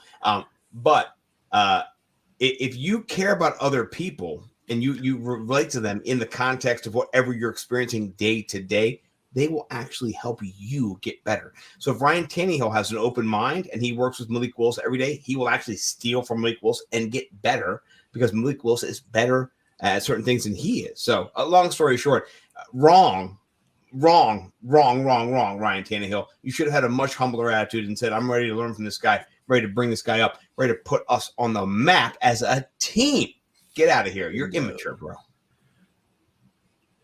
I just love how this whole story comes full circle because it was Tannehill who took the job from Marcus Mariota back in the day. Good call, bro. And I don't think he got much mentoring from the young Oregon Ducks because we're talking about Arthur Smith here was the coach back then, and Arthur Smith is not a mentor, and he's also not a very smart coach, which is why Kyle Pitts only had 1 touchdown last season. If he was a smart coach, Kyle Pitts would have had a dozen or 14 touchdowns last year because he's 69. Unstoppable. 69 touchdowns. But I think Tannehill coming into the league as a wide receiver prospect from A&M and then trying to transition into the quarterback position. They give him a chance when Mariota wasn't effective in that Titans offense. And so he's coming from a place where he didn't get that support when he was a young quarterback trying to develop. At the same time, it is a team sport. I agree with Scott because Tannehill needs to frame his words better, and that's why he backtracked it because it probably came out just totally wrong. Where he feels like, what do I owe Malik Willis? I don't owe him shit. I didn't get shit when I was from Mariota when I was a young quarterback. It's hard to get away from what you've gone through, the context you've gone through before, and like the whole part about football, which I love. And this is what we all do. You earn your reps, you earn your targets. So I wasn't triggered, Bo, by what you said about vacated targets. I'm just going to say this: looking at the data points for the fantasy offenses last year, if you want to kind of dissect John Daigle's information, which is kind of vacated targets, where the reps went, how that goes. You look at fantasy points, which is a little bit more tangent. There are openings in the Dallas Cowboys offense. They had 750 fantasy points that were attributed to wide receivers last year, and they just lost a shit ton of them. So Cedric Wilson being gone, Amari Cooper being gone, there's a void for those points. Now, are they going to get 750? Maybe not. Maybe they get 700. Maybe they get 654. I don't give a shit.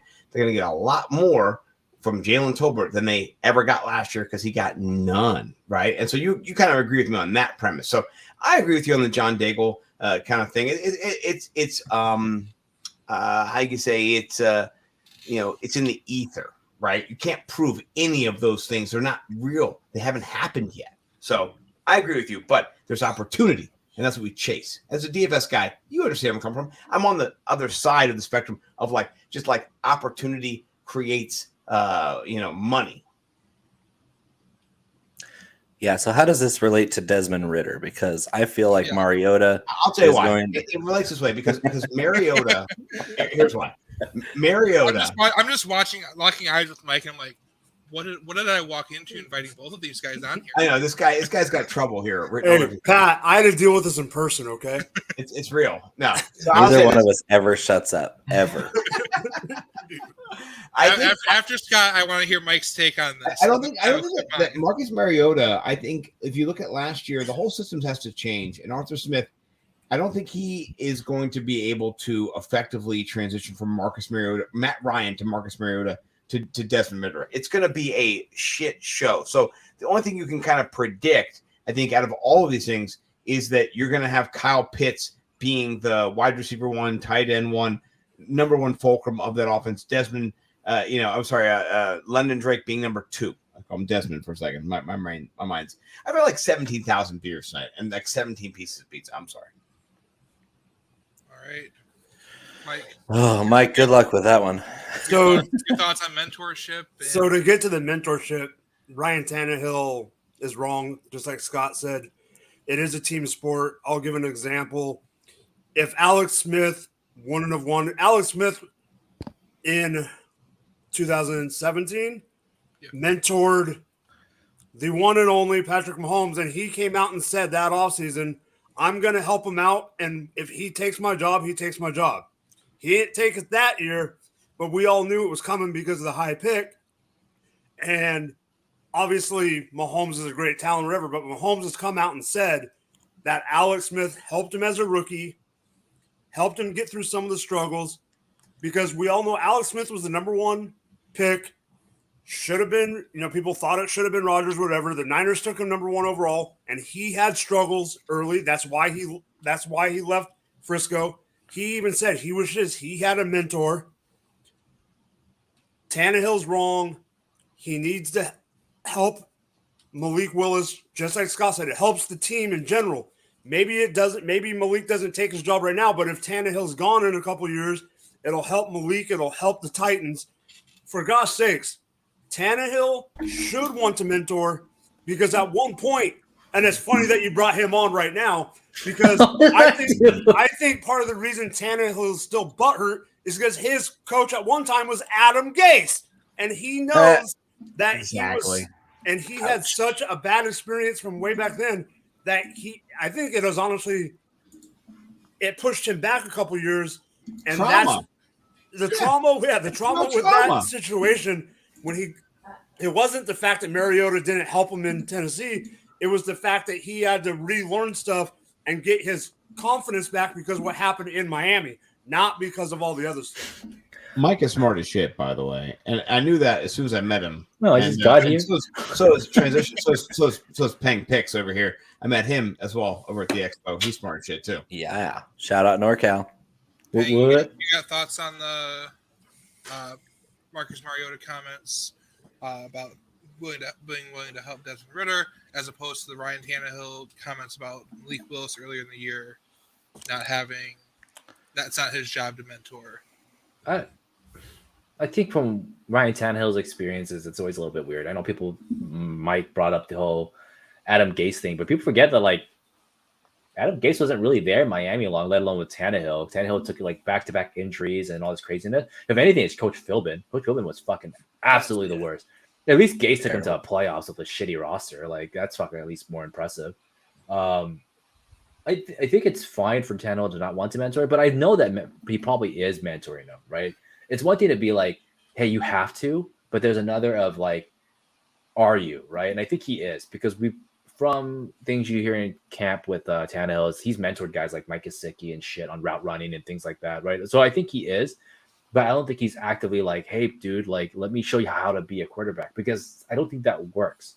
And here's the thing, guys have come by the camp to teach Tannehill, so I really doubt that he's sitting there going oh, well, no one ever taught me anything. And I think Peyton Manning even spent some time with him at one point, and I think Dan Marino did too. Tannehill gets a lot of flack, and I think the comment made sense to be I don't have to, but I think to say that one way and actually do it is another. Now, if he was out there giving him the Brett Favre treatment, Brett Favre giving the Aaron Rodgers treatment, that'd be a different story. Or Joe Montana to Steve Young, that'd be a different story. But we're not hearing that, right? We're going off of a comment, and it's that's different. And it's like a fake ego thing versus a reality thing, where he's probably being what he should be doing in the comments, but not telling us he's doing it. Yeah. Yep. There, I agree. There's Bo brought up how it kind of comes full circle with the Mariota Tannehill passing of the guard as Tannehill took the job from Mariota. And Arthur Smith. One of the things that was kind of in the background there is no one was really there to teach Mariota how to be a professional. Jake Locker, Zach Bettenberger. What we know? Jake Locker was gone by that time. Mariota doesn't learn that, and he's now in a QB room with Ryan Tannehill. There's not much going on here. They're clashing. Mariota, where does Mariota go after he leaves Tennessee? Did I hit a nerve with you, Scott, with the Zach Mettenberger? We're not gonna go. Dude, your intelligence is just on point. You're just like naming. You're just like boom, boom, boom. Dude, I don't forget these guys. There's a lot of because it ruined. Jake Locker was the next guy. Jake Locker. It's like you're watching talent being just destroyed. So it's okay.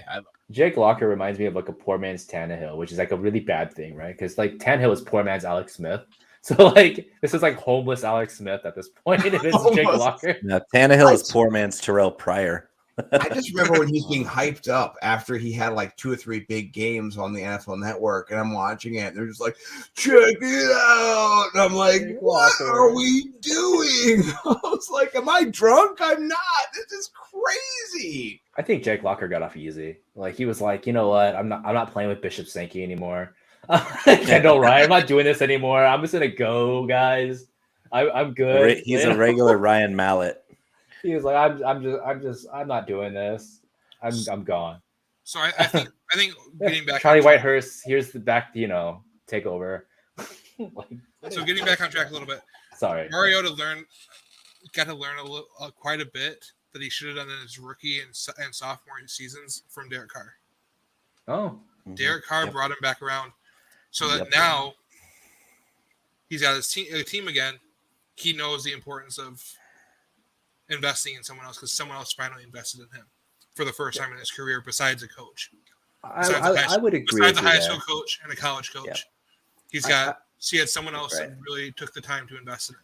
I mean, Marcus Mariota wasn't even really pro ready when he came into the league. No, I know James Winston technically was, but Mariota was in the Chip Kelly system.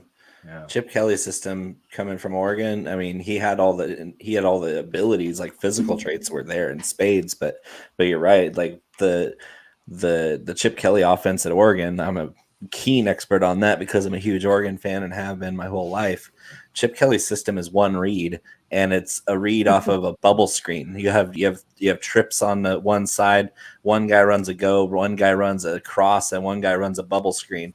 And basically, he just reads which defenders crash on who and goes to the open guy. And then they run zone read run plays 60% of the time. So that's their whole offense, and it works against college defenses because they don't stick to assignments very well. But in the NFL, it's like you have Marcus Mariota. It's like, okay, what do I do once my first read is covered? And Kendall Wright was always covered. Yeah, so I get it. Right, of course. Yeah, and Justin Hunter too. Just couldn't get open. Oh God, I forgot about that guy. He was supposed to be next too. Yeah. He had a lot of bust picks with the Titans as well, and even then, Mariota led them to a playoff win. So there's a lot to be said about his natural ability to be a leader. And that it shows up here with him having Desmond Ridder, who's basically a clone of Marcus Mariota, coming up in the league behind him. And in Atlanta, I just think it's more of the environment. That's a terrible roster. It's a rebuilding team, and Arthur Smith is a very fake sharp coach. So I'm really interested to see what they can get out of Desmond Ridder as a prospect when the situation around him for him to flourish as an NFL quarterback is average at best. I think you're right. This is something I wish I would have heard like 3 months ago. I might be drafting Mariota because I didn't like Mariota based on his production, but I never thought about how bad his situation is. And usually I do. The situation was probably one of the worst when outside the O-line being really steady over there. It's just like, you're not ready. Your weapons suck. There's nothing you can do. I mean, Derrick Henry's great. Johnny Smith is cool, whatever. Delaney Walker. But like, Delaney Walker was like 33. Like, it's not like a guy you have to throw. It's a good point. Maybe we do see a good Mariota this year. It'd be nice. I would hope so. All right, if you are watching the chat, please drop your favorite emoji, non-face emoji in the chat. It's going to be used for our next question. So you can also drop a random one, something you think is hilarious. Might be funny to you, might be funny to us. We'd love to have them. Just drop them in the chat. It'll help us for this next segment. I want to see some eggplants, guys. Lots of eggplants. I mean, that's a personal preference for you, Bo. That's it's a great emoji. It is. Peaches and eggplants all around. Peaches and eggplants. Cherries. Dingleberries. Hinkle McCringleberries. 3 pumps is too much. Poop emoji. Yeah, I use the poop emoji quite a bit. Someone drop a poop emoji in there. Let's see what we got. We got the beers from Jamie there. All right. Mike with the pizza. Yeah. All right. So the way this game's going to work is I will pull up one of the chats on screen, the emojis, and we'll go around the horn and we'll choose a player from the NFL that matches that emoji. First player that comes to your mind, you get 1 to 2 sentences afterwards to let it be known why that player is that emoji. All right. So, okay. We'll start with something easy. We'll start with Jamie's fire emoji.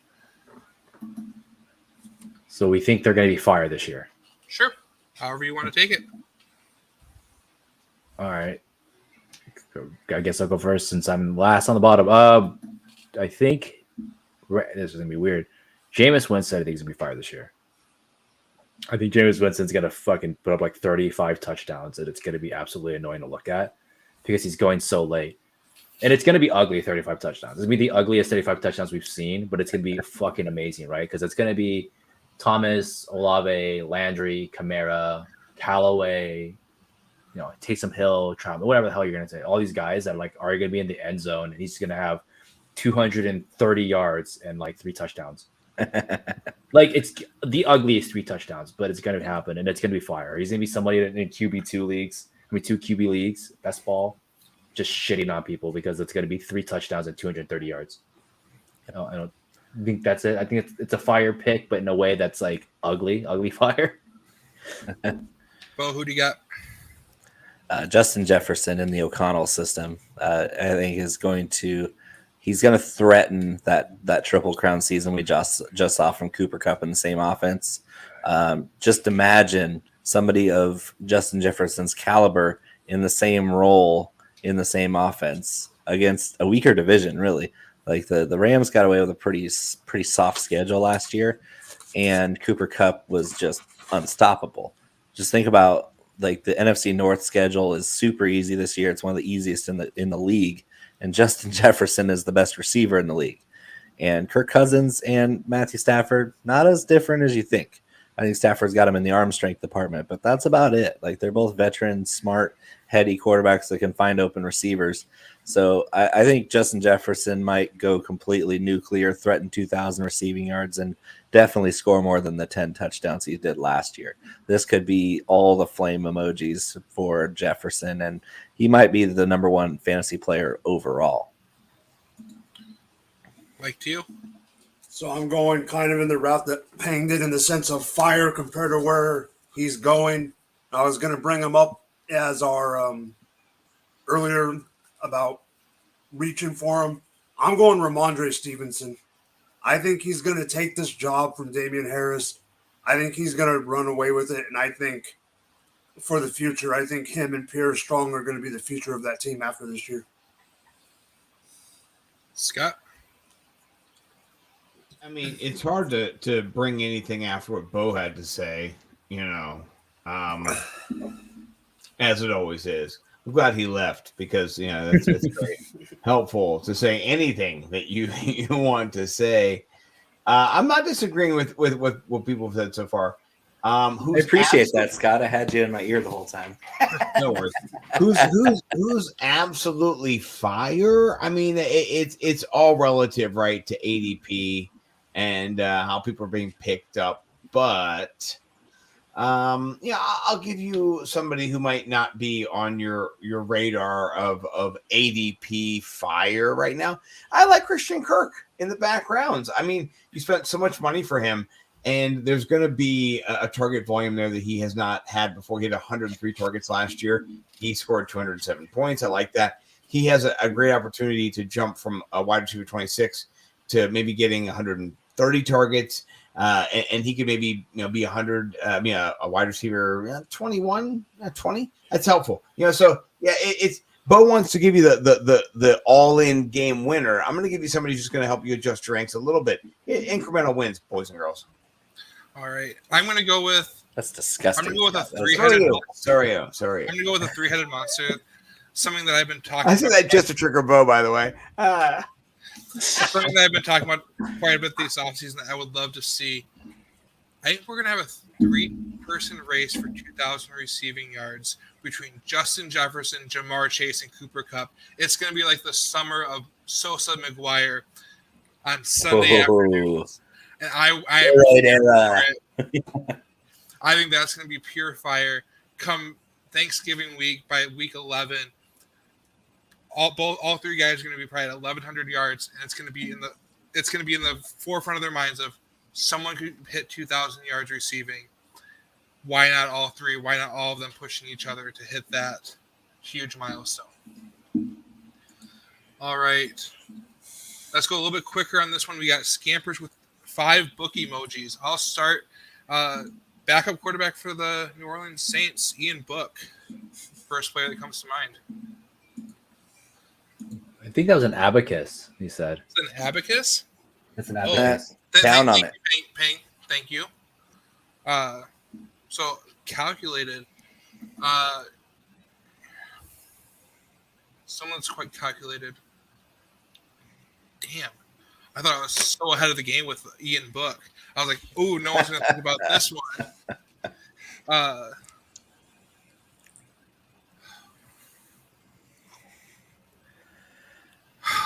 I got mine. I'm ready. You got yours? Yep. Yeah, it's Elijah Moore, by the way. Oh. No, it's not. But yeah, that's a great one, Scott. Elaborate. I would just say that if you watched Elijah Moore the last, 4 or 5 games this season, 6, 7, 8 games, you saw the potential that he has to not just, make the catch, but make the move after the catch, which you need in the NFL. You need that next step. And he had it coming out. We knew he had the 4.39 speed, but you saw it actually being realized in real time. And it was electric, no matter who the quarterback was. So I'm not even worried about him. And Bo and I talked about this earlier with Flacco on your backo to start. If he has to start, who cares? Doesn't matter. It doesn't matter. Elijah Moore is the truth, man. That's why they drafted him in the second round, beginning of the second round last year. And you can almost say that if the Jets had 2 first-round picks, maybe 3, they'd pick him again in the first round. But he was in the second round. So I love that I got to shout him out. I thought Bo's going to go with him because he loves him and he's got him everywhere. And Bo, he's your wide receiver 12 or 13 or 15 or something? Yeah, he's in my top 15 for sure. Yeah, top 15, right? Yeah, so I agree with Bo. I think he is fire, and we can get him as a steal. Mike? Let's go Rashad Bateman. Calculated? My guy.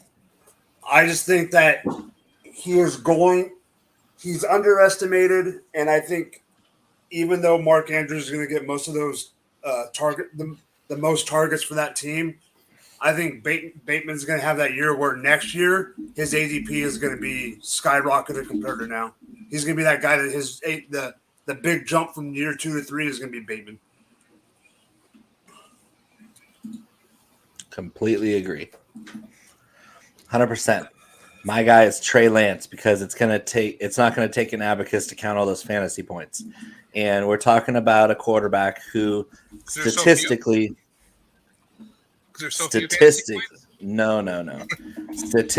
speaking, he doesn't have to be good to be a top 10 quarterback in fantasy. And it's like the Jalen Hurts conundrum last year, where you couldn't bear to watch him play football, but by golly, by the end of the day, he had himself 25, 30 fantasy points, and it still looked like crap. This is like his floor is 2015 Blake Bortles, which was a league-winning quarterback. Trey Lance is mobile. He has the strong arm. He has the weapons. He has the offensive system. He doesn't have to be good, even though I think he might be pretty damn good right out the gate. I have him as my quarterback 6 for redraft, and that's just because I don't see any way where he can be anything less than a top 10 quarterback because of his skill set and all the things that are going in his favor. That's what I feel like. For calculated, Trey Lance hits all the boxes for me. I feel like that I'm reminded of another San Francisco quarterback, Colin Kaepernick, in the way that you described. Like, it might not be the prettiest game that he's going to put out there, but he's going to score points. He's going to make plays. He's going to end up with a 49-yard run for a touchdown. He's going to end up with a 55 to 60% completion percentage. It's going to be just enough to make plays happen. But even Colin Kaepernick is not as good as Trey Lance, and he never was as good as Trey Lance already is. From what I saw Trey Lance play in 2019 at North Dakota State, that was already better than Colin Kaepernick ever was in the NFL. So already with a year under his belt in the Shanahan system, under that tutelage, I don't think there's any way he doesn't just explode in the stat sheet. I had no idea I was sitting in a room with a racist in here.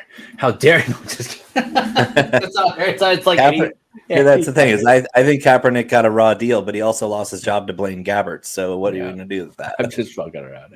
Anytime someone ever says like, because I'm not a cap guy at all by any means, but he was never a bottom 32 guy, but he was never above 6, above 12, 16 kind of guy. But like, it's just funny. Every time I talk to him, it's like, what are you racist? I'm like, no, you just not that goddamn good, dude. The guy ran on 3rd and 10 like numerous times. Like, come on. Anyways, calculated. Anyways, you guys would laugh at this one. I hope Mr. Scabbers is around because I got this abacus down. I'm gonna say calculated is gonna be Tory Dandy. That motherfucker. It was the most calculated son of a bitch, and he 3 contracts for his wide receivers, and Terry McLaurin and DK Metcalf and Deebo Samuels. That's some calculated shit. That guy made a ton of money as an agent. He's winning. That's and here's the thing.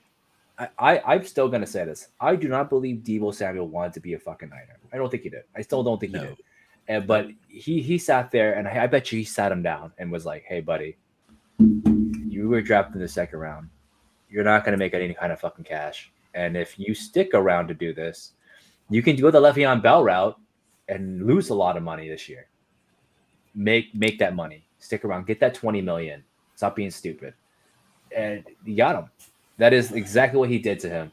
And that's why Deebo Samuel signed the fuck up with the fucking 49ers. Because he told him, let's calculate the money, buddy. You're not going to make this back. Stop being dumb. Just do 3 years and move on. So that's how I feel. I think Tory Dandy did it. And at the same time, throw it to the Jaguars. The Jaguars were calculated in the sense of like, we're going to pay this guy so much money that every receiver that, every team that needs it is going to be eating crow. And we're going to look like an idiot for 2 weeks. And then they're going to look stupid in summertime. And they did it. No, they still look really stupid, though. They still look pretty bad. Trent Baalke is the worst GM I've ever seen. But you're talking about what they're going to just dump. If things don't work out, they just dump these guys. And they're not going to have to pay 24, 26 million for these receivers that these other 3 teams that 2 of them really had no business having to do it, right? The Commanders, which I do like the Commanders this year, but Seattle didn't have to pay DK Metcalf. Nope. But now they are. All right, next one. We are looking at a dice roll. Who is a dice roll? We're not going to go with the beer goggles? Is there beer goggles? There's beers up there. Oh, there's beers. We'll get back to that. I want to hit this one for sure while we have time before we get burnt out on this. I'm going to go with someone that, Payne, you left off in your list earlier when you were talking about Jameis Winston. I'm going to go with Michael Thomas. No, I said that. I said Olave. He said Thomas. Did you say Thomas? I thought I didn't hear him. I've been kind of getting into Michael Thomas kick, looking at pricing him out in Dynasty of is he worth it for my contending teams? Because I don't rebuild. I've always got the best teams there are. And is he that one missing piece that I need? But Michael Thomas to me is that gamble that I'm looking at both in redraft and Dynasty. Whew, that's spicy. So you just got to hope that Michael Thomas doesn't aggravate his ankle injury the day before the season starts because he got paid. I might go full Ruxin and like punch him in a hot tub or something. Shout out to Lee. Like if he does start doing shit like that again. Thomas's ankle has been fine for 2 years. His ankle has been completely 100% for 2 years. He's got a vision problem. He doesn't see himself working when the checks keep rolling in. If you're on the IR, you still get paid. Why would he want to play? He's still so hurt by that slant boy comment. I know, but he has done nothing to prove it wrong. Yeah, he fought a teammate over that comment. That's how in his reality head. of it, the reality of it being a teammate versus like it wasn't even like a joint practice. No, it wasn't like Aqib Talib stole his chain like with Crabtree twice. Or, it was his own teammate in practice. Shout out Jalen Ramsey. Love Ramsey. Send his opponent's girlfriend's DMs. What's up? That's legendary stuff right there. I don't know. I think Jalen Ramsey getting a girl pregnant and then leaving is probably fucked up. That's not legendary. That's Michael Thomas inadvertently. What he did to Golden Tate's fucking sister. Yeah, fucked up. That sounds like every man ever. You know what I'm saying? Like it's not the man in the NFL. Like, you know, like a man at school, man at the library, man at 7-Eleven, man at the expo. Any man, they'll ruin something for you. True. Dice roll. You're up, Scott. Scott, give me a dice roll, buddy. Oh man, I mean, there's so many dice rolls. What like tier are you looking at? Just like the whole NFL? I mean, it's just an emoji, man. Just how you see it. I mean, if you're looking for a super dice roll, okay, I'll give you a Can you pause for a second? Matt, welcome back in. Thank you for re-upping your YouTube membership. Thank you for supporting the Rumboyz. We'll take a shot for that. Drink. Okay. Yeah. Cheers to me. Cheers to you. All the Rumboyz and girls. What it do? Dilly dilly. Dilly dilly. Dilly dilly. All right, Scott. Okay. All right. I'll give you a dice roll. I can't even pronounce his name, and so I'm gonna butcher it. Bo can help me. I'm gonna let you butcher it first, though. Can you? You're not gonna help me at all. Isn't that Albert O? Isaiah Pacheco? Is that how you say? Pacheco. I think Come on, man. Pacheco. At least butcher a tough one. Pacheco's easy. That's Italian, man. I thought it was gonna be Albert O. I really thought it was Albert O. No, I mean, listen, he is a wide receiver 57 right now, and so obviously he's not making dents in any of your drafts, but you can pick him up free. 17th Pacheco? round. Yeah. Pacheco's a running back, and he's going in the 10th round now. And it depends. Where are you talking about here? What's your recent ADP? As in the last 48 hours, we're seeing him pop up in the 10th round of redrafts. In which site? Because I'm on 444. All the sites. All the sites. Is it live filtered for the last 48 hours? No, it's for the whole off-season average. Like his ADP, if you go back one day, is 10th, 11th round. And so, yes, he is a dice roll for sure because I still don't know if he's going to make the team. That's how much of a dice roll I think Pacheco is. He's the flavor of the week right now, but I still think Jerry and Ely is a better undrafted running back prospect than he is. And once he gets next week, when he gets his first team reps, then you're going to be like, oh, no, what happened to Pacheco? It's like, well, he wasn't really that good. What Mike has to say. Mike, can you drop the mic on this one? And you can decide what's going on. I think Pacheco makes the team.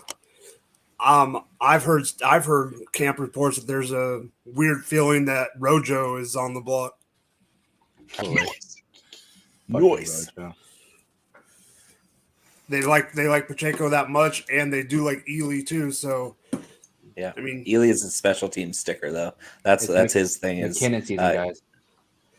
McKinnon definitely won't make the team with the way that's shaping up, because I think they're going to pick between one of those running backs and McKinnon making the team. And because CEH they can't get rid of yet. I mean, if they cut CEH now, it's going to look like the worst first-round pick of all time, which, I mean, newsflash, it was the worst first-round pick of all time.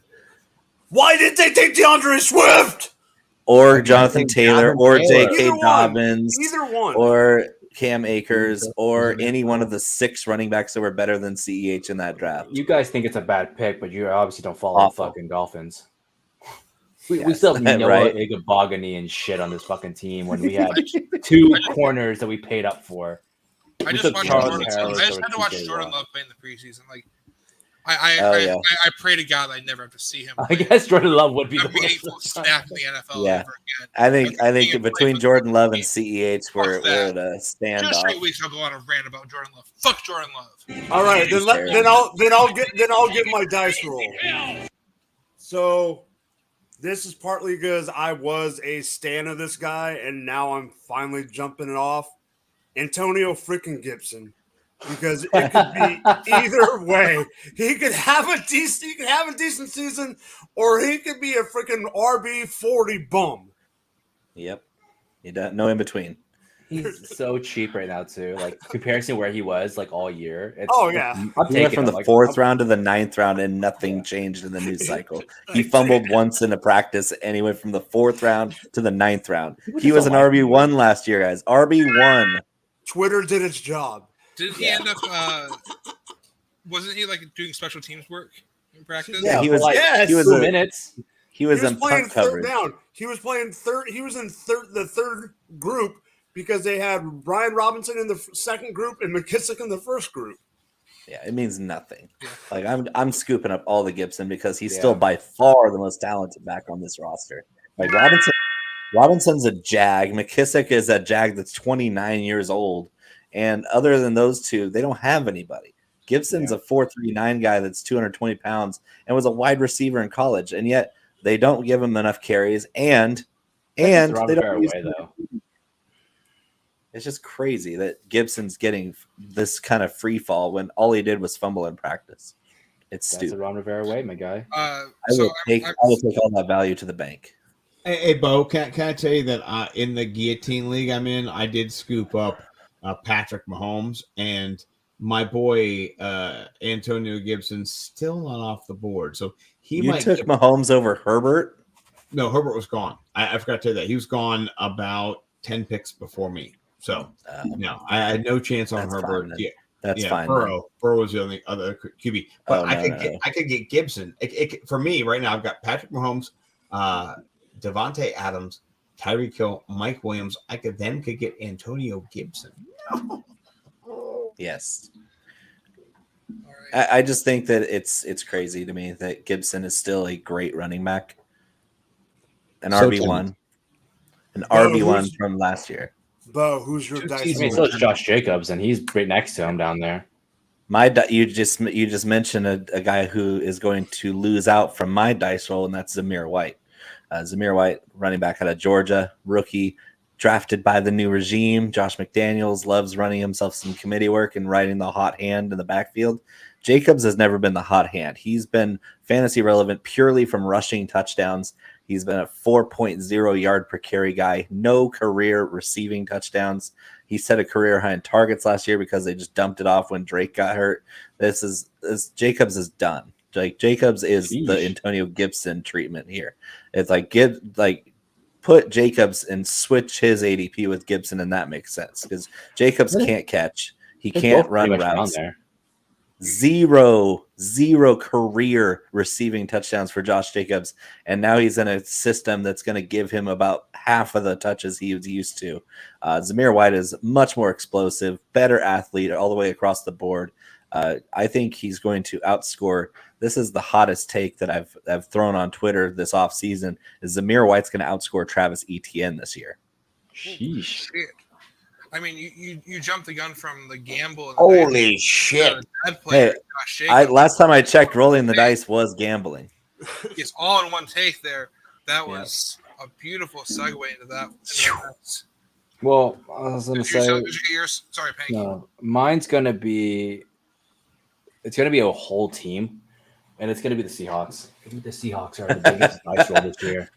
Their snake eyes number of wins. That's how. I mean, yeah, like, but here's the thing. I know people want to, and that's why I don't really care about. Bet the under on their win total. You can make the casual. I mean, they're probably going to be under 5 to 6 wins. I think that's where they're at easily.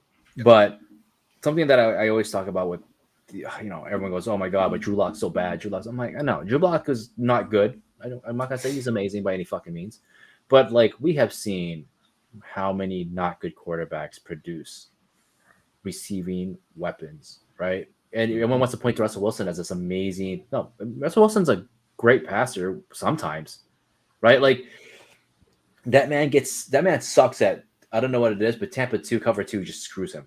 For some reason, that man throws way more picks than he ever should have to, right? I think maybe it's part of play calling or just after week 8.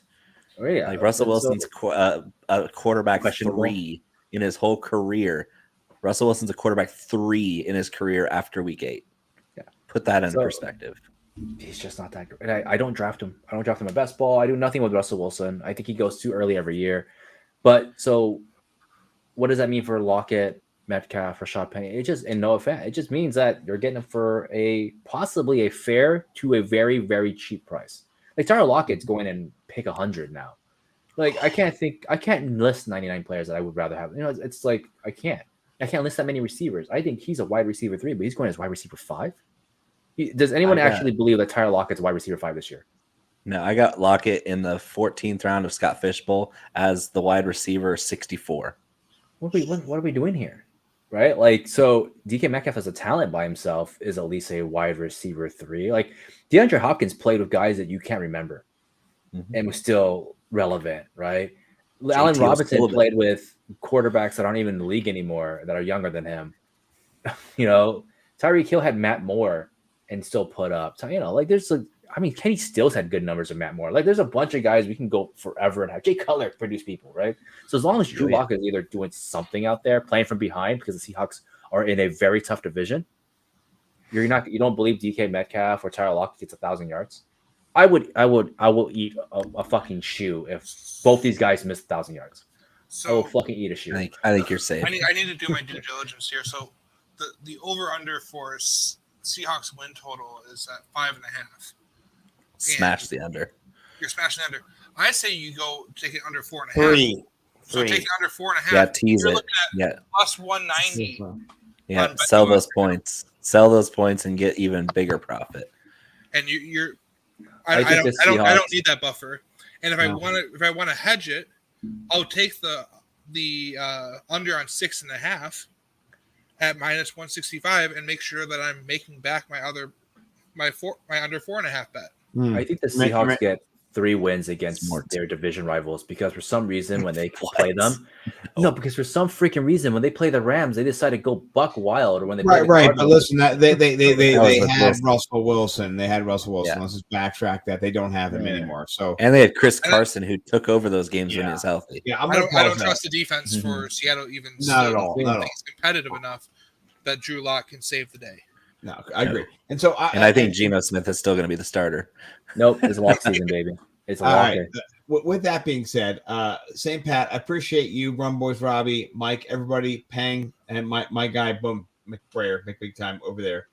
Follow him over at Bo_McBigTime on Twitter. Also, get all your hot sauce needs over at Big Time Flavor Co. BigTimeFlavor.co. Sorry, I'm fucked up again. But I have to go because I'm an old guy. I gotta go to sleep. I'm living this life. Wide receiver 2 theory just dropped right this very fucking second. It's you heard it here first, everybody. By Bo. Bo actually put some gravitas on it, and I appreciate him doing that. He's overselling it because all I did was edit the piece. no, Bo, it needed to be brought about. And so I have to leave, but without further ado, I'm going to leave it in the comments in the show because I'm watching the show. Please do check it out. It's been Matt Harmon endorsed. Bo McBrayer was on the podcast with Matt. We chopped it up with a bunch of these different guys for wide receiver 2 theory. These are the guys that are going to help you win your league. Not because they're going to get you 1,000 points or anything. they're going to give you the edge. Just a few ADP points, all you need to get better if you're good, right? Nothing I haven't told you before. So I appreciate you all. And Mick Brayer, yourself here, I have one question for you right now. Who is your favorite DFS play for week 1? And I'm gonna jump out on that. Kyle Anthony Pitts. Next question. If you're looking for Scott's article, it is in the chat down below. It's YouTube Quite tends good. to fade out links, so I want to make sure that got up for you guys. It is in the YouTube chat if you need it. It is also already retweeted on my Twitter, and you can find it on Scott's Twitter as well. And I'm sure many of us as well will probably read through it and retweet it to get it out to the masses. Let's do one last emoji, and then we'll call it a night and do outros. And that is the big brain. Using your big brain, who is that guy that you are drafting? Oh, I know. Let me go. I'm ready. If you're doing best ball, all right, or I think this is going to occur in redraft. If you're anywhere after the 108, Love you too, Jamie. I would take Saquon Barkley because you're not going to see him in round 2. Whoever is pick 12 is going to, or pick 11 is going to snack him on the back. Because people will go, wow, I don't mind grabbing Saquon in the second. So you big brain them by grabbing him in the fucking first and letting the rest of the guys that are going to slip, like Najee, like Mixon, like Devontae Adams, like CeeDee Lamb, all these guys, they're going to slip to you. One of these guys you're going to like is slipping to you. But you know who's not? Fucking Saquon, because round 2 is goddamn terrible this year. Round 2 is absolutely painful to look at because you're going to be, those guys are deciding between Mike Evans and Tyreek Hill, which I like Hill, but don't get me wrong, I'd rather have Saquon. So if you're at the end of 108 to 112, grab yourself some Saquon because you're going to want them and you're going to get whoever you passed on. One of them is going to come back to you, but you're not getting Saquon back. Correct. Shout out to Drop the Mic from Jamie. Sending some love to you, dude. What's up, Jamie? All right, Bo, who's your big brain play? So my big brain play, because I'm the bully tight end guy now this year. Everybody knows me because I'm taking multiple top 5 tight ends. My big brain guy is swinging around, and if I'm trying to get Pitts or Andrews in the second round. Payne just illustrated how awful running back and wide receiver are in the second round because it's just there's too much uncertainty.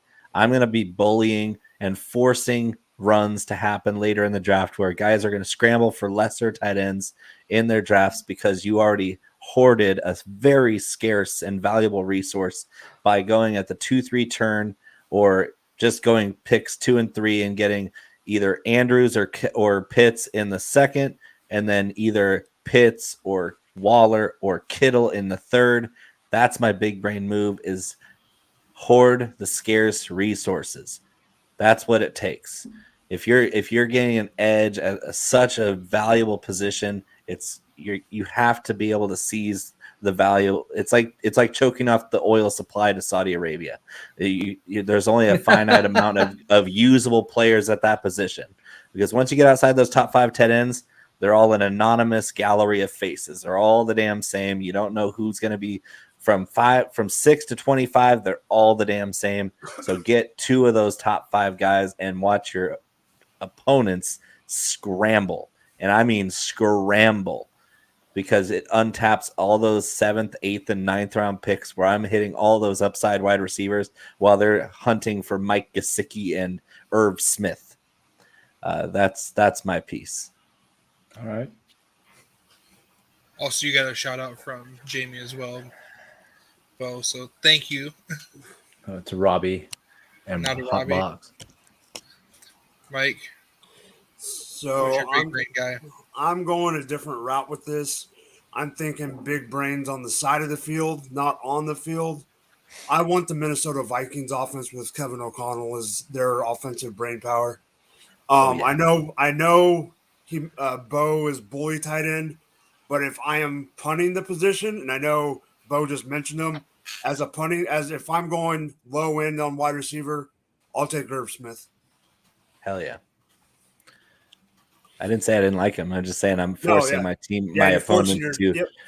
to reach on him, because I've seen Irv go way earlier when I bullied tight end, because instead of a 9th or 10th round pick, they're like, oh shit, if I don't get somebody here, I'm going to be stuck with God knows what, Gerald Everett or later. I mean, like, I like Everett too, but it's not, you can't compare those top options to everybody else. Absolutely not. I followed that path last year in Scott Fishbowl, and I got super lucky in getting Dalton Schultz in like the 19th round. Nice. But had I gotten who I wanted, which was the other Dallas Cowboys tight end, Jarwin, I would have been looking at. I would have been screwed. Yeah. And luckily it worked out for me in that situation. Big brain guy that I want.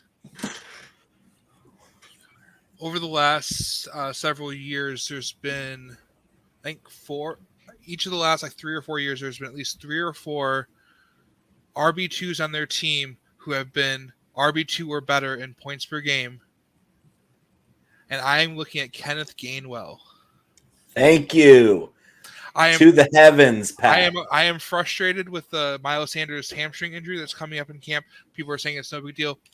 It's a big enough deal to get Kenneth Gainwell touches on the team field. already hates him. The team already hates Sanders. I don't like what it's done. It's going to continue to rise Kenny's ADP. I don't know what the last week has done, but I'm sure it's brought it up quite a bit. He is that guy that I'm looking for. If I go hero RB, if I get a CMC or Jonathan Taylor in the first 2 picks, and I'm waiting till rounds 5 or 6 or 7 to draft a second running back, Gainwell is that guy that I want on my team. And you know what's sad is 3 years ago I got blocked by people in the fantasy community because I fought in conversations about who was going to be better, Josh Jacobs or Miles Sanders, and we're neither. and both of them had Jacobs was fine. I enjoy Jacobs. I've always been on the side of Jacobs in that conversation. He's been that low end RB1, high RB2, and just has gotten it done. But I think this is the year that the wheels officially fall off for him, as Bo was bringing up earlier. And it's just kind of sad to see like that was like the conversation, and Miles never hit anything that he could have been or was supposed to be for the Eagles. So I think Gainwell has a chance to really do something there as the RB2 on his own team and sneak his way into a top 24 overall running back this year. I have an undying love for Memphis running backs. It's really unhealthy. It's bad for my blood pressure because Antonio Gibson was the first in line there. And then you have Gainwell, you have Pollard, and of course you have Darrell Henderson.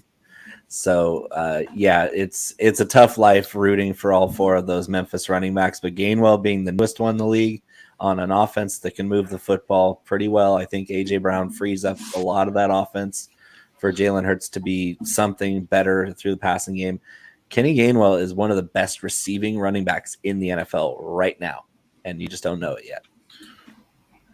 The one running back you left off from Memphis, Patrick Taylor, getting some first team work this with the Packers right now. He's going to end up being the third guy on the team. I was really sad when he popped his ACL last year. It was really sad. So on that note, a couple weeks ago we did a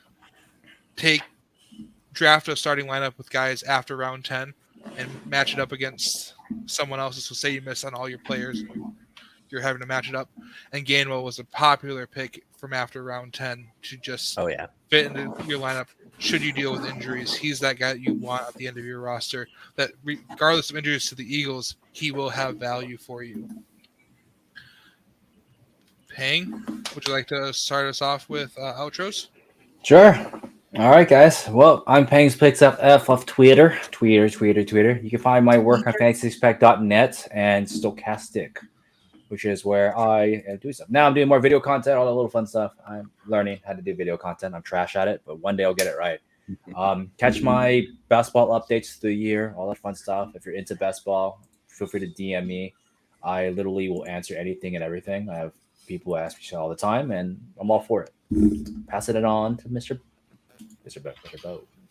Well, I am Bo McBrayer. Bo. I am found on Twitter at Bo_McBigTime. On that Twitter profile, you will see my link tree, which has links to all of my work, my written work for Team Rise or Fall, PGA DFS, as well as Fantasy Pros, Dynasty, and Redraft. We're getting spicier as the season gets closer. Look out for my 8 to 10,000 word hot takes manifesto for the NFL season. It's going to be published between the last preseason game and the kickoff Thursday game on Fantasy Pros.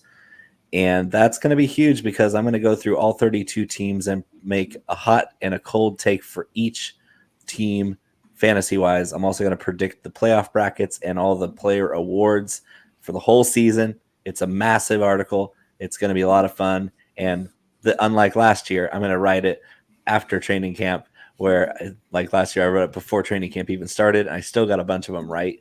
It comes down to having fun with the outlandish takes that are built in evidence and plausible.